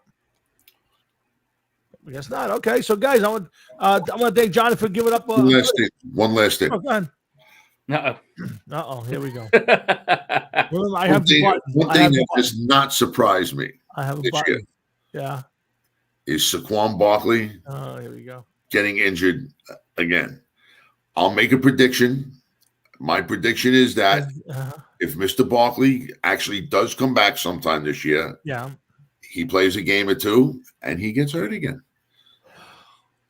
This is what we have to hold the show up. Hereby cementing is leaving the New York Giants. Think about it, folks. I got to do this every Thursday night and sometimes on Sunday. This is what I have to put up with. Well, and during the week. Yeah. And if how to retire from the Sunday show. Do you ever think about walking away sometimes, Jeff? Like just pull Calvin Ridley. There's no reason to, man. There's no reason to. You are the only Giant fan that I could get to. You realize that? Other Giant fans don't even entertain it because they're so like, my team's number 1. Like, no, they're not number 1, bro. They're like number 31 in the fucking league. They suck. No, they're not. Well, come to think of it, you say that too sometimes. Oh my God. This thing, I have to do this every Thursday, and usually for about 5 hours a day, I get these ridiculous texts. I've been busy this week, so Thank stop. God. It's like my birthday, Christmas, all in one. It's the most entertaining part. One of the most entertaining parts of my week. When I see that phone blow up, all I see is Jeff on it, and I know I'm going to start laughing already because it's Oh, you guys can't even imagine. I'm sitting in meetings and I'm texting away, and my boss goes, "What's the matter? My friend is a dick." And I show it to him like, "This is what I got to put up with all day," and he laughs. Yeah, but you know what? Listen, just knowing that you're saying that, it means that I'm it's working. I'm getting to you. I'm making you think. Yeah, you're getting to me, all right. Yeah, and you sit there and you're just like, and I know what you want to say. You want to be like, "You're right, 100% right," but I can't go with what you're saying. But what you got to do? You got to come up with some other stat to say something. Oh my God! Here we go, folks. Johnny boy, I love you. Thank you. We're looking forward to Sunday. Make sure everybody tunes in. We get 2 full hours of John, even though we got him for about an hour and a half tonight. So I appreciate him giving up some time on a Thursday, and we're looking forward to seeing him back on a Sunday Audible when we do this all over again. So Johnny, thank you, and we appreciate your time, and love you, brother. Thanks for doing this. Love you too, guys, man. You know, I'll come on anytime. I love the show. You got my support forever. You know that. You're the best, John. I'll talk to you off the air, pal. You too, guys. See you later. Have a good night. Have a good night, Jeff. I want to apologize for Jeff's, his rude behavior. So don't take it personal. I love it. I mean, I told you guys entertain me. Believe me, I laugh out of the clear blue when I see those texts. It's always something. Keep entertaining me, guys. I love it. You got it, partner. I'll talk to you up the end. Thanks, Johnny boy. All right, guys. Have a good night. Thanks for having me. Later, man. That's Johnny Afc, and Johnny's our good friend and been a big supporter of the show. So, Jeff, your Jets are on the cusp of going. They should be down 28-10. I think that was a touchdown. I don't know how that's not a touchdown. Oh my God. But I think hopefully somebody's reviewing that and they'll come to the sense that he caught the ball, took 2 or 3 steps, and then they knocked the ball loose. At some point, they got to call that a touchdown. So, but I'll give you the final word, Judge. It's a lot of fun. We went through the whole league. Let me ask you this quick question. I don't know what it is, but this seems like such a long season. Maybe it's the extra game. I don't know what it is, but like I look up and down, I'm like, I feel like 3/4 of the season's gone, and their teams haven't even played 8 games yet. Well, I guess because of the way that they did the bye with the extra week and everything else. But yeah, you're right, and it seems as though they're stretching out the bye to see where, like, sometimes you can't figure out who actually has the bye this week. Yeah. So it's like you're only missing if 2 games, 2 teams have the bye. You're only missing 1 game, so it's kind of hard to figure it out. And some of these teams, who really cares if they're playing or not? Yeah, I couldn't tell you half the time who's on the bye, but and the last couple of weeks the football games have been a little bit on the soft side. So let's hope. Let's see what they call this a touchdown. Touchdown, Jeff. They're called the reverse. Now they'll be about to go up 28-10. Colts are putting on a dominant show with Mike Effin White on the bench. He's soft. We've already seen now that he's a soft player, but that's no cause for any surprise around here. But let's start the thank yous. I want to thank John Marhefka for joining us for about 2 hours of NFL talk. Thanks to everybody who paid attention on Facebook and texting me and all the other good ways they talk to us. Thanks to my dad for checking in. Love having my dad on. And, of course, thanks to everybody who listens. Jeff, just so you know, the numbers are back up again in Israel. We gained back 2 full points. We went from 7-3. We're almost at 7-6 now. Nice. So we're creeping back up. The numbers are getting there again. So I just want to let you know that your friends in the heartland are listening. There you go. Listen to Creeping Death, my friends. There you go. But we'll be back next Thursday night, Jeff and I. I hope you guys have a great week, a great weekend. It's starting to get a little chilly out there. People dress warm. And Thanksgiving's around the corner, so make sure you start making your plans. But make sure you plan to come on back here every Thursday night when Jeff and I get together and have some fun. And we do what we do. So, guys, Jeff, I'll give you the final word. Anything you want to add? No, dude, I think we covered everything. Great show as usual. A lot of fun. And I will talk to you tomorrow, no doubt. Yep, I will definitely talk to you off the air tomorrow. Guys, everybody have a great night, a great weekend, and a great week. We'll see you back here right here next Thursday night when we do this all over again, 7 o'clock Eastern Time, right here on the Hard Rocket Sports Show. So for Jeff Towinski, myself, and everybody at the Hard Rocket Sports Show, have a great night, great weekend. We'll see you next week. Have a good one, pal. See you off the air. Bye. And